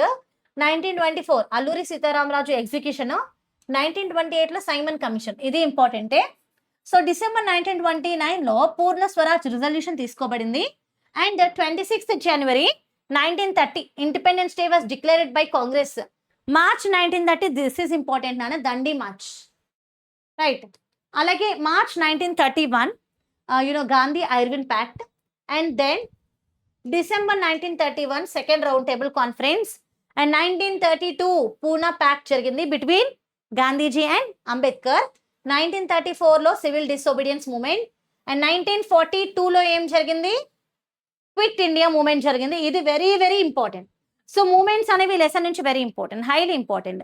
Especially my dear CBSE students, మనకి MCQs లో ఇవన్నీ కూడా బాగా రెఫర్ చేసుకోవాలి. Right, and ఇది complete chapter యొక్క mind map. ఈ మైండ్ మీకు ఎప్పుడైనా చాప్టర్ మర్చిపోతే, రేపు ఏదైనా స్లిప్ టెస్ట్ ఉంది అన్నప్పుడు ఒక్కసారి ఇది రెఫర్ చేసుకుంటూ ఉండండి, మీకు గుర్తొస్తూ ఉంటుంది. Our chapter starts with what is nationalism and nationalism అంటే యూరోపియన్ ఇండియన్ నేషనలిజం మధ్య ఉన్న డిఫరెన్స్. మన ఇండియన్ నేషనలిజం అనేది colonial struggle, anti colonial struggle, British వాళ్ళకి వ్యతిరేకంగా మనం చేసిన పోరాటాల నుంచి పుట్టుకొచ్చింది మన జాతీయవాదం అని ఇంట్రడక్షన్ తోటి ఫస్ట్ వరల్డ్ వార్, ఇంకా satyagraha, Champaran, Kheda, Ahmedabad, Rowlatt act, Jallianwala Bagh incidents తోటి మొదలై అండ్ నాన్ కోఆపరేషన్ మూమెంట్ లో భాగంగా Khilafat movement, Ali brothers start చేసిన ఖిలాఫత్ మూమెంట్ మన గాంధీ గారు నాన్ కోఆపరేషన్ మూమెంట్తో లింక్ చేసి ఎలా ఆ ఉద్యమాన్ని లాంచ్ చేశారు, దానిలో ఏం జరిగాయి, ఇంకా ఏమేం బాయ్కాట్ చేశారు, స్వరాజ్ కోసం ఎవరెవరికి ఎలాంటి ఎక్స్పెక్టేషన్స్ ఉన్నాయి, and different strands with in the movement, టౌన్స్లో పేజెంట్స్ వైపు నుంచి మూమెంట్స్ ఏంటి, ట్రైబల్ మూమెంట్స్, ప్లాంటేషన్ వర్కర్స్ స్వరాజ్ని ఎట్లా ఇంటర్ప్రెట్ చేసుకున్నారు, ఏ ఇబ్బందులు పడ్డారు, ఇంకా సివిల్ డిసోబీడియన్స్ మూమెంట్ అంటే ఏంటి, అందులో భాగంగా జరిగినటువంటి దండి March, Gandhi Irwin pact, women గురించి, బిజినెస్ మ్యాన్, దళిత్, ముస్లిమ్స్, ఈ విషయాన్ని నేర్చుకున్నాం. ఇదంతా ఈ రోజు మీరు ఖచ్చితంగా నా లెసన్ విన్నాక టెక్స్ట్ బుక్ తీసుకుని అయ్యో గివ్ అ రివిజన్ అని first read the whole textbook and day after tomorrow till 1 week give the revision of the same chapter. Then you will have a strong memory in your brain. Then sense of collective belonging, Bharatmata, Vande Mataram, national flag, folk culture, మన హిస్టరీని reinterpret చేయడం. These are all the things through which our Indians created the nationalism. This is such a fantastic lesson, right? Yeah, మన Indian history నేర్చుకోవడం never bore, right? So తప్పకుండా video నచ్చుంటే from my side I'm asking you to like the video and support our channel, right? Support our channel. ఎట్లా support చేస్తారు? By sharing, share our channel ని refer చేయండి. మన channel వీడియోస్ని మీ CBSE 9th and 10th స్టూడెంట్స్కి share చేయండి. 9th and 10th స్టూడెంట్స్కి share చేయండి. అండ్ దెన్ సబ్స్క్రైబ్ చేయడం అస్సలు మర్చిపోవద్దు, ఓకేనా? సబ్స్క్రైబ్ చేయడం అస్సలు మర్చిపోవద్దు. So once again thank you so much for watching this session. ఇలాంటి 1-shot videos from English and social నేను డీల్ చేస్తున్నాను. 9th and 10th English, 9th and 10th social of NCERT text book. Don't miss out this amazing content from our channel. All my dear little hearts and my dear students, I strongly ask you to subscribe our channel because this is an ultimate place to, one place, one step solution for all your NCERT problems, right? So once again, do like, share, comment and subscribe to our channel and click on the bell icon for all regular updates and notifications. సరే, మళ్ళీ ఇంకొక 1-shot లో కలుద్దాం. Very soon మన ఛానల్లో live session start అయిపోతాయి. Don't miss it out. By by, let's meet again.